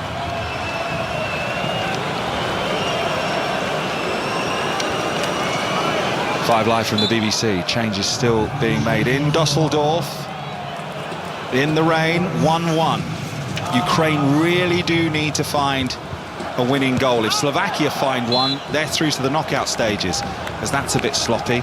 It's played straight out of play, and it's going to be a throw-in here to Slovakia, 10 yards inside the Ukraine half on the right. I'm surprised about Haraslin going off. I think he's been their best player on the left-hand side, so him going off, I'm very surprised. Because I know they've been quiet in the second half, and maybe what you have we keep at the moment. Yeah. But I am surprised that he's come off, very surprised. Hanko has gone off, Haraslin off, Suslov, Obert on. Yeah, Haraslin, I mean, he'll be relieved, I think, won't he? Pekarik, that he's gone off. Yeah, definitely, he will be. Glad to see the back of him, he's been outstanding. Ukraine in possession, 1-1. Goal scorer, Shaparenko in possession. Play the crossfield ball to the right-hand side. That's a nice pass. And it's found Timchik, who's had a good game, coming into the side. Ukraine still in possession. They've got 3, 4, 5 now in the penalty area. Here's Mudryk, puts in a low cross, comes off the defender. Corner for Ukraine. Fans on their feet behind the goal, willing their sides. They know how much it means to everyone back home. They've all got their own stories. They've got 22 minutes plus added time to find a goal, you would think, to help them through to the knockout stages after that 3-0 defeat to Romania in the opening match. In comes the corner, flick on at the near post, but headed away by Slovakia. It was a good corner that actually, just missed the flick at the near post. And Ukraine have got possession, live at the centre circle, inside their own half. Good football back there, and they knock it back to their goalkeeper. It was a good corner, that, Clinton, wasn't it? Mudryk, that's who you didn't want to get into the game more. He has spells where 5 minutes he's lively, but really good balling. Offside flag. You're right, he just needed runners across the near post to maybe get a flick on it. Offside flag goes up, and it'll be a free kick to Slovakia deep in their own half. France play later today against the Netherlands, of course. It's 8 o'clock, and the latest series of Sport's Strangest Crimes is about the extraordinary feud between two players that rocked the PSG women's team and French football. It's narrated by Maisie Adam, and you can listen to the episodes first on BBC Sounds. Highly recommend that one for you. Clinton Morrison with me for this commentary of Slovakia-Ukraine in Group E on 5 Live, with the score tied at 1-1. 20 minutes plus added time remaining. Zinchenko trying to find a way through. A little bit overzealous there in midfield. The substitute was Zubkov, and it's going to be a throw-in, a free kick rather, for Slovakia. It was Lobotka, the little man in midfield, who was fouled.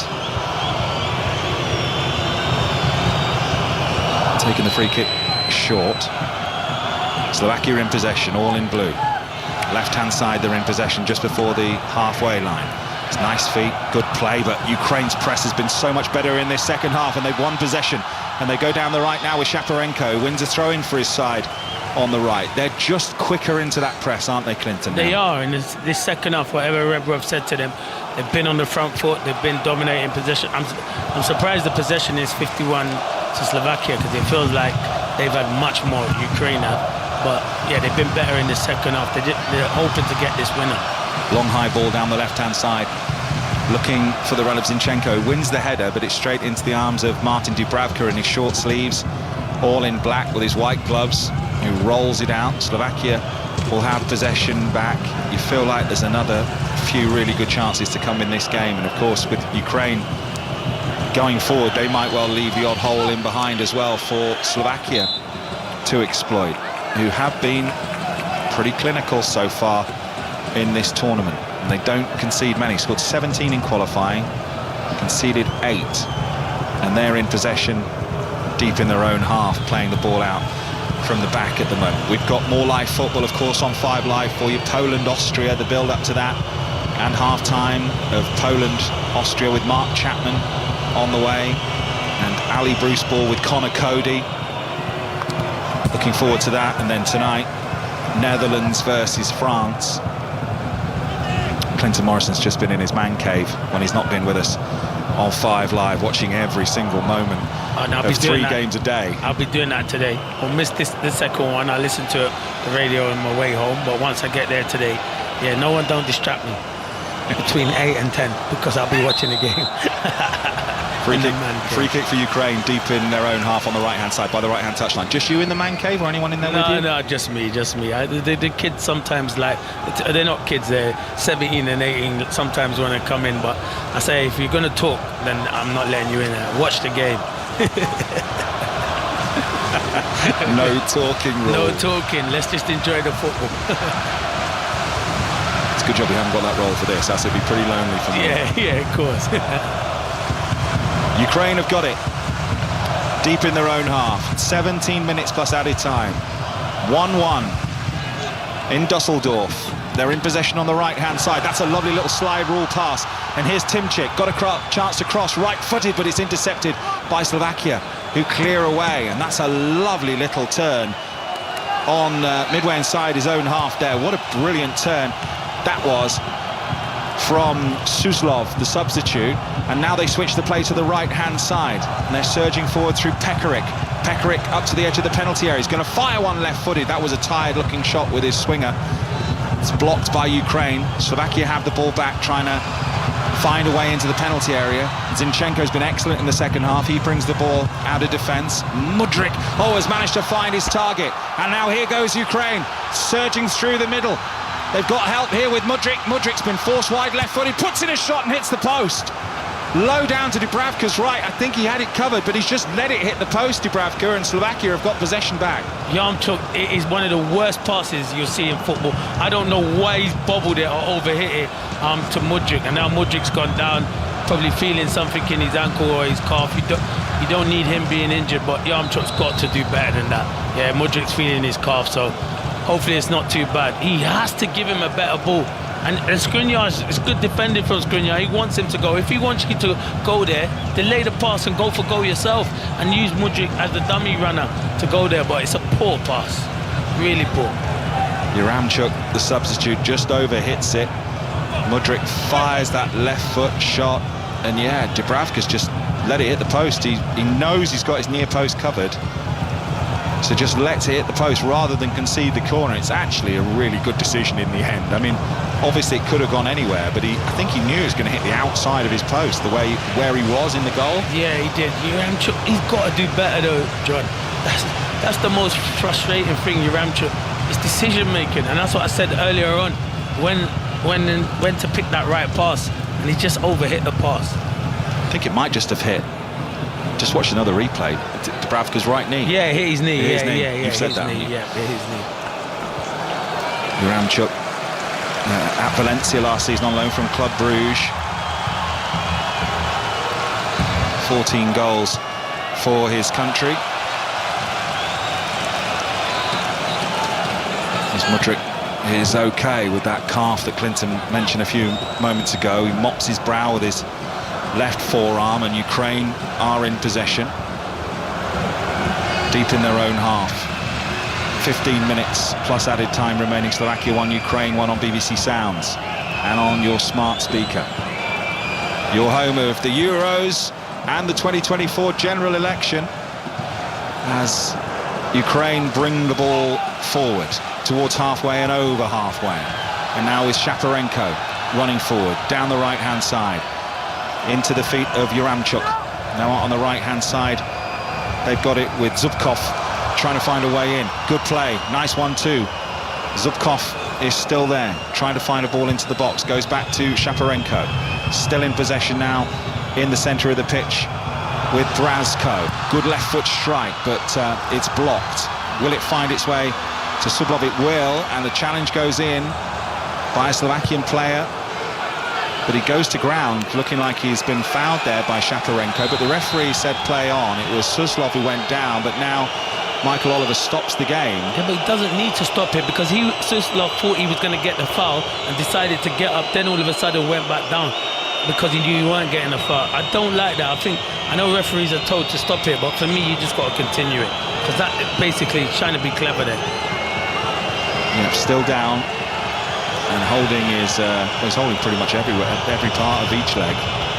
Just watching the replay again. It's just a clash of knees, isn't it? Yeah, it is a clash of knees, and he'll be all right, and he is all right. That's what I said. I know he'll be all right. It's just clever play to try and slow down the game because your team are under pressure. Michael Oliver has got the ball under his arm and he's marching towards the Ukraine goalkeeper here. He's going to give Ukraine the ball back because they were in possession on the edge of the centre circle. But that's a good challenge coming in, and they needed Sabani there, Ukraine, to put in a block, and Slovakia have got some space on the right-hand side and are moving forward. It's into the feet of Kuchka. Here comes Slovakia into the penalty area now with some good defending by 21-year-old Zabani of Bournemouth. He puts the ball out of play, and it's a throw-in on the left-hand side for Slovakia, who are enjoying a bit of possession here, and they're crowded out going down the line, and it's a throw-in to Ukraine, says Michael Oliver. Midway inside their own half on the right, go all the way back to their goalkeeper Trubin, having to play out from the back. Slovakia have got a press on here, all in blue. Ukraine still in possession, trying to play themselves around the press. 12 minutes plus added time remaining. Slovakia 1, Ukraine 1 on 5 Live. 2 more games of live Euros commentary still to come. Zubkov wearing the number 20 for Ukraine. Looks lively, Zubkov. You want to get him further up the field. He looks like he can cause problems on this right-hand side. We'll go racing again with the Coronation Stakes at around 3:45 for you at Royal Ascot. Ukraine with deep line possession inside their own half. They really could do with finding another goal. Else chances are they'll have to go and beat Belgium. Long ball forward. That's a lovely first touch, and it's got a goal. What a brilliant goal from Yaramchuk. On as a substitute for Ukraine. The substitutes rush onto the pitch. Incredible first touch. Toe poke with his next, and it's been bundled over the line by a defender. It's incredible. It was Skriniar actually with the finish. Skriniar up there, and a lovely touch, and into the back of the net, and it's 2-1 Ukraine. Yeah, Yaramchuk, it's a brilliant goal. I hope he's onside. I just want to double check, but the movement's brilliant. It's a good ball in. Is he onside? Yes, he's miles onside. The touch is fantastic. What a touch. And it's his goal. Skriniar's trying to clear it off the line. It's already going in. I think it might. We'll just have to see here if it goes over the line before Skriniar gets back. And I think it's already over the line. Yaramchuk's goal. It's an unbelievable goal. The touch makes the goal. He's stretching. He has a look to see where Dubravka is. The touch is inch perfect, and the finish is outstanding. What a goal, and it is his goal. What a finish. It is Yaramchuk. Yeah. It's a brilliant finish. First touch, and then he's just studded it over the line. Desperate lunge back there from Skriniar. But what a finish. What a finish. And he can play. I was surprised when I saw his name on the substitute bench, because I've seen him many times, and that's probably his 15th goal for his country. He can finish. I think the ball across the line. Ukraine lead 2-1. on 5 Live from the BBC with 10 minutes to go plus added time, but Slovakia are in possession now, and now they'll come forward, and Ukraine are sitting naturally deep, and Slovakia have possession on the right-hand side with Pekarik. Little ball inside, good ball actually, but they just kicked thin air up there. It was Benes who had a go, but he missed his kick. They're still in possession with 4 in the middle to aim for. Crossing from the right-hand side. Goes over the heads of the 2 forward players for Slovakia and headed partially clear by Ukraine, but they've got possession back. Now they'll come forward through Suslov, puts a cross deep into the penalty area. Header won by Slovakia, but it will be a goal kick for Ukraine. Yeah, I'm telling you, this is one of the best goals you'll see in the tournament, just because it's sheer the touch. That is the most difficult skill ever to do that, and then it's the touch and then the instant finish before Dubravka can come out. I think it's a fantastic goal. Unbelievable finish. Well, it was between him and Dovbyk for a starting berth, wasn't it, in this Ukrainian team. Scored his 14th international goal and most recent for club and country in the playoff semi-final against Bosnia back in March. Got an injury in La Liga 9 days later, didn't come back until May, and there he's just laid claim to perhaps a starting spot. It had crossed the line before the keeper, before the defender rather, had got there. Skriniar, the captain. It is a brilliant goal, and it is, you're right, the first touch is something else. If you just think about maybe like best first touches you've seen, sort of Bergkamp-esque, yeah, I was going to say that, Bergkamp-esque. The touch was finished, and once your touch is perfect like that, that sets you up, and there's a little toe poke finish. It's the only thing he could do. Fantastic goal. I like Rebrov's celebration, the manager. He sprinted like he was still at Tottenham, running into the channel. It was a great finish. Can Slovakia find an equaliser? They're in possession in the centre of the pitch through Lobotka. Now they've got it on the right, Building. Won the first game against Belgium. Now staring at defeat to Ukraine, who desperately needed this after their opening round defeat to Romania 3-0. Been much better. This second half, they've really been excellent. We've seen a little bit of what they can produce in the second half of this game. Some of the quality that they've got, as we've just seen there from Juranchuk. Slovakia in possession. That's a foul. Should be a booking as well for Juranchuk, who's back there doing some defending, and it wasn't very clever defending. Typical centre-forward tackle, I say. That's why we should stay up the pitch and not try to come back and help our defenders, because we can't defend. He's got the holes in his back of his socks, which he's cut out as well. 2 holes in each sock at the back. What is that? To stop getting cramp, is it? Because I probably needed that when I was playing, or is that a fashion statement? I see Conor Gallagher has it as well, so it must be something that helps the players. Never asked. I must ask. Maybe feel too tight around the back. I think you're right. I do actually think maybe the socks are too tight onto the calves. So yellow for Juranchuk. Free kick for Slovakia, 30 yards from goal. Right, a left-hand side. It's going to be a right-footed free kick, and it's not very good from Kuchka, and it's going to be a goal kick for Ukraine. And we're going to see another double change then for Ukraine. Mudryk, been excellent in the second half, comes off. The Chelsea man, been excellent. And we're going to see Sidorchuk come on. And Malinovsky as well is going to come on for Ukraine. Yeah, Brasko's gone off. Brasko's gone off as well. Yeah. I was surprised Malinovsky hasn't been starting. I like him, the number 8 in midfield. I know Brasko probably gives you more legs, but Malinovsky, I think, is a better footballer. And Rebrov probably wanted more runners in there than footballers to start the game. So Sidorchuk is on, and as he goes off, there he's waving his arms into the air there, Brasko, to get those Ukrainian supporters going. I don't think they need it. And that's an offside flag that's gone up against Juranchuk. They've got some talented players. They have got. That's why when the result against Romania, I was a bit surprised by it, to be fair. But we could have something, John, where all these teams in this group could be on 3 points if Belgium go and beat Romania. It's going to set up an exciting last round of matches, isn't it? In Group E, which was thrown wide open with the win by Slovakia and then the win by Romania. The draw was probably fairly kind to Ukraine. They'd have backed themselves as the second highest ranked team to qualify out of the group with Belgium, but Slovakia have been excellent. We saw what Romania did as well. Romania, who sit deep, and then the finishing against Ukraine was excellent. Especially that first goal is a super goal. A couple of mistakes from Lunin in that game and been replaced with Trubin. 2-1 Ukraine lead, 4 minutes plus added time remaining on 5 Live and BBC Sounds.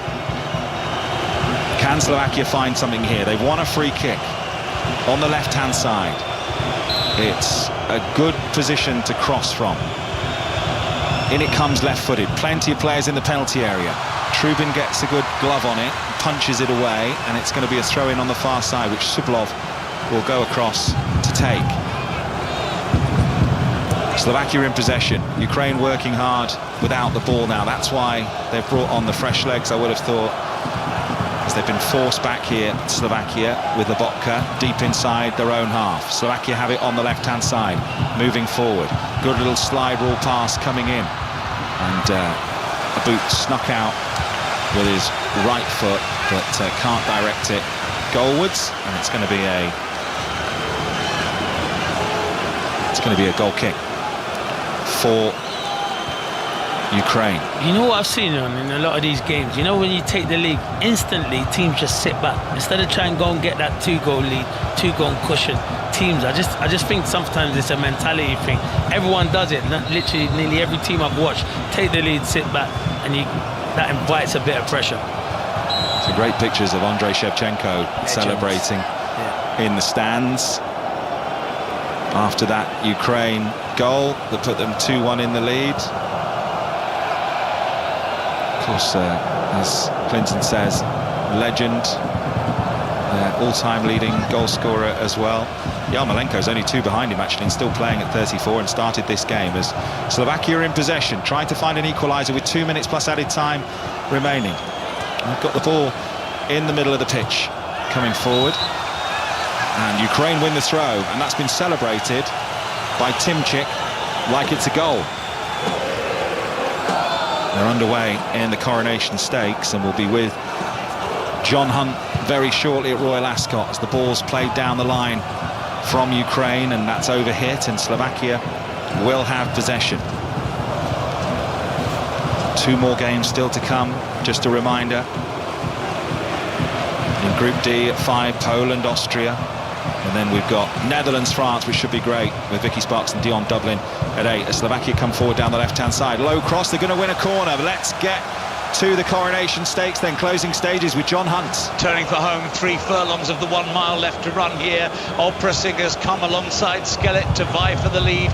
In behind them is Porta Fortuna together with Ruhaya, who was the winner of the French 1,000 guineas. Ramatuel, so unlucky at Newmarket, is close up in 5th, but hemmed in at the moment with See the Fire on the outside. El Malka, the winner of the Newmarket 1,000 guineas, towards the outside. Ramatuel and Oisin Murphy has managed to get out. Can she catch Opera Singer? They've got a furlong left to go here in the Coronation. Opera Singer coming strongly here, with him behind those. Ramatuel coming through now as well strongly is Porta Fortuna. Porta Fortuna's found the best turn of foot. Porta Fortuna goes on to win it from his second. Opera Singer. Ramatuel only 3rd. Can Ukraine hold on? Here's John Akers. Thank you, John. Let's see. 2-1 they lead against Slovakia. 90th minute. We're about to see how much added time we've got. Schrantz, the goalkeeper for Slovakia, the goal scorer, I should say, for Slovakia, has gone off, and Sauer has come on. We've got 5 minutes of added time for Slovakia to find an equaliser, and as Sir John Hunt said there, for Ukraine to hang on, to perhaps keep their tournament hopes alive. Ukraine, with the whole of their nation watching on, I'm sure, wherever they can, and listening to their radios. Their team have come from 1-0 down to lead 2-1. Slovakia in possession on the right-hand side. That's a nice little drop of the shoulder from Pekarik, but has he got the energy to catch up with the ball? And it took a touch off a Ukraine player on the way through, and that's a mistake back there because Zinchenko could have cleared it out for a throw-in. You're right, John. I think he didn't see the deflection, and he could have cleared that for a throw-in. It's spot on. Slovakia corner then is going to be taken by the substitute Benes, as we're going to see another substitution. Always think it's for Ukraine, and Shaparenko, when you're defending a corner and you make a substitution, is what you're about to say, isn't it? I don't like it. I know he's probably more of a threat, a big defender who can head it away. I just don't like it. I just think people know what they're doing and it kind of disrupts it, but he does look like a big unit who's coming on. That big unit is Maxim Talaviov as the corner comes in, partially headed away, big chance! Just kicking thin air though, there is Vavro. It fell to him on his right foot, and he is left-footed, and he just kicked thin air with his right foot and it hit his left foot, but that was a really good opportunity. It was a huge opportunity for Vavro. He should be doing better, regardless if it's his wrong foot. He's a completely air shot, but they are pushing at the moment, Slovakia. Looking for an equaliser. 3 minutes of the 5 added to go. There's some tired legs out there, let me tell you, at the moment for both teams. That's why we've seen so many changes. Ukraine win the throw, and the fans are up, and they celebrate that like it's a goal again. Just winning a throw-in. 2-1 Ukraine lead on 5 Live and BBC Sounds against Slovakia. As Clinton says, we could end up in a situation where each team, after 2 rounds of matches, all have 3 points, depending on what Belgium do against Romania tomorrow. Long throw down the line. Ukraine in possession. Scrapping for it. Slovakia win the ball back, and Ukraine play a ball forward. It's a different team, isn't it? Since they scored, Ukraine, they're not keeping the ball, they're panicking, but that's what pressure does to you in tournaments. Sergei Rebrov, the manager, on the edge of his technical area, shouting orders. Long ball from Slovakia. There's a little bit of panic about Ukraine, but they have come up with the ball. They'll want to keep it now. Ball down the right, they haven't kept it. Slovakia have come up with possession on the edge of their own penalty area. 2 minutes plus added time. 2 minutes of added time remaining. Down the left comes Slovakia. Cleared away by Ukraine. They've got possession back, and they're being urged into the corner by every single Ukraine fan. Sidorchuk brings it forward and has the ball taken off him, and it's a Slovakia throw. Slovakian fans in the crowd biting their nails. Sidorchuk's just come on, and he looked like he couldn't run, like he's been playing 90 minutes. He's only been on for a few minutes. He should have really run that into the corner. 90 seconds of added time left. Slovakia in possession inside the Ukraine half. Long switch, crossfield ball, lovely feet by the substitute, Suslov. Now it's with Vavro, who's just missed that big chance for Slovakia. Ukraine have got men back in numbers. Coming forward, Slovakia down the left-hand side. Cross right-footed into the penalty area. Headed away by Ukraine. Slovakia have the ball back, though. Midway inside the Ukraine half on the left-hand side. This is so tense. Slovakia looking for an equaliser, with Ukraine leading by 2 goals to 1. 1 minute of the 5 remaining. Long shot from distance. Heroic block from Yaramchuk, scorer of the brilliant second goal for Ukraine. Vavro coming forward for Slovakia. They've still got it, lip of the centre circle, but they've only got 30 seconds of added time remaining to fashion a chance here, Slovakia, as they come forward towards the edge of the penalty area. Ball taken off them, but Slovakia win the ball back.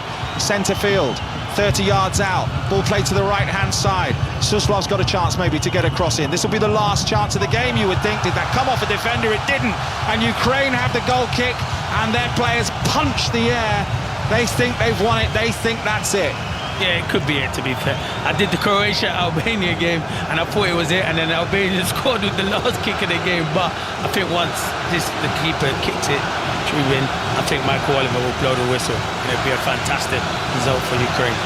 Ukraine's fans are bouncing up and down with the yellow and blue flags painted on their cheeks, and there goes the final whistle. Michael Oliver points to the centre spot. It's a massive win for Ukraine. Both the team and the country, they've come from behind and showed fighting spirit.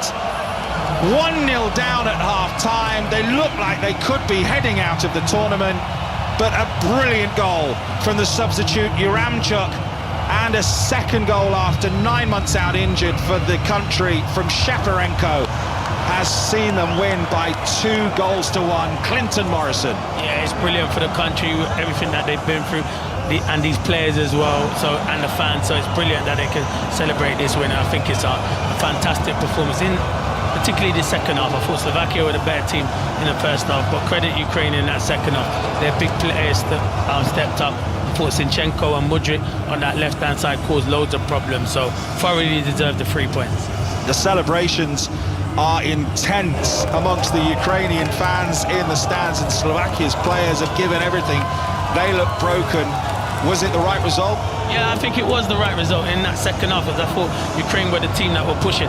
Slovakia only started pushing when Ukraine made it 2-1, and that always happens, but credit to Ukraine. They've been through a lot of difficult stuff, and this group is now wide open. They didn't perform against Romania. That is a more of a better reflection of Sergei Rebrov's team. He's on the pitch, Sergei Rebrov. He's giving handshakes to his players as Slovakia's players trudge from the field. Group E is wide open after it finished. Ukraine 2, Slovakia 1.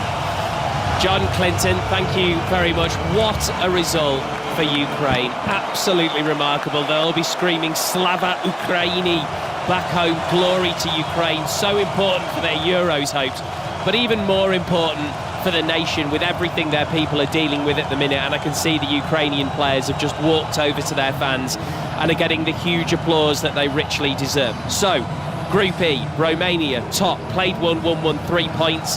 Then Ukraine moves second, also on 3 points, but their goal difference is going to, for the moment, put them in and around. Slovakia, of course, also have the 3 points.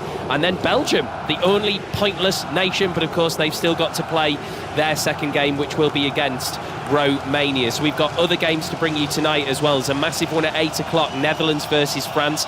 Before that, it's going to be Poland versus Austria at 5, and Ali Bruce Ball has the teams. Yes, both of these nations started with a defeat in Group D, so it's pretty much all or nothing for the pair of them today, and both managers make changes. 4 changes for Poland. The big news here, Robert Lewandowski doesn't start again. He is named amongst the substitutes, but goal scorer against the Netherlands, Adam Buksa, has Christoph Piontek for company up front today. And there's 3 changes for Austria, 2 in the centre of defence with Gernot Trauner and Philipp Lienhardt coming in. But I think most significantly up front for them, Marko Arnautovic, who is never backwards in coming forwards, he is given the nod to start up front. So no Lewandowski for Poland, but there is Arnautovic for Austria. Mark Chapman will be here from 4:30 with Conor Cody, Ashley Williams, Christian Fuchs and Ali Bruce Ball all involved. Build up and then full commentary from that glorious stadium here in Berlin of Poland versus Austria. We've got Queen's tennis ongoing, quarter-final day, and it's all over for Billy Harris. Russell Fuller. Yes, the wildcards run has come to an end in the last few minutes, Steve. The world number 162 has been beaten by Italy's Lorenzo Musetti, the world number 30, 6-3, 7-5, but you'll still make £50,000 from his week's work, which is very handy money when at 29 you've spent much of your career on the ITF and Challenger Tour. Jordan Thompson will be Musetti's opponent in the quarter-final. Jack Draper about to come on court to play his match against Tommy Paul, the 5th seed from the United States. And just reminders of the news around Andy Murray today, Russell. Well, there is no proper news yet, but there's been an update from Andy's brother Jamie, who is the tournament director here at Queen's. This after Andy had to pull out after 5 games of his second round match with Jordan Thompson. He had a back problem and was also reporting a loss of power in his right leg. We knew he was due for a scan yesterday. Well, this is Jamie on BBC television a couple of hours ago explaining the latest. I think he saw a specialist yesterday evening. I think it was the first time he could get in to see someone, and I think he's basically trying to decide what his next move is. I don't think it's right for me to go into that personally. That's up to him. But I think he's got a few decisions to make, and I think it's obviously incredibly disappointing for him that this was potentially going to be his last Queen's, last Wimbledon, and Olympics, and there's a potential that might not be able to happen. So I think he's got to make a few decisions and see where he goes from there. So a tough time for the family, Steve, and with Andy having to make a few decisions, to quote Jamie there. We may get news later today, but if there are difficult decisions to be made, then it's quite possible he's going to need a couple of days at least to think about his options. Thank you very much, Russell. That's our tennis correspondent, Russell Fuller. So we've just witnessed a really significant victory for both the Ukrainian football team and the nation of Ukraine, winning by 2-1 Yaremchuk with an absolutely stunning winner against Slovakia. Poland-Austria. So build-up to that is going to start in about half an hour's time with Mark Chapman and the team. And then at 8 o'clock tonight, really big fixture, certainly one of the ones I think that we're most looking forward to in the group stage, the Netherlands against France. Here in Berlin, it is absolutely throwing down. The Polish fans are still loud and proud. I just hope they get to the stadium in time. So much more football to come, but for the next half hour, I'm going to leave you in the company of Tony Livesey.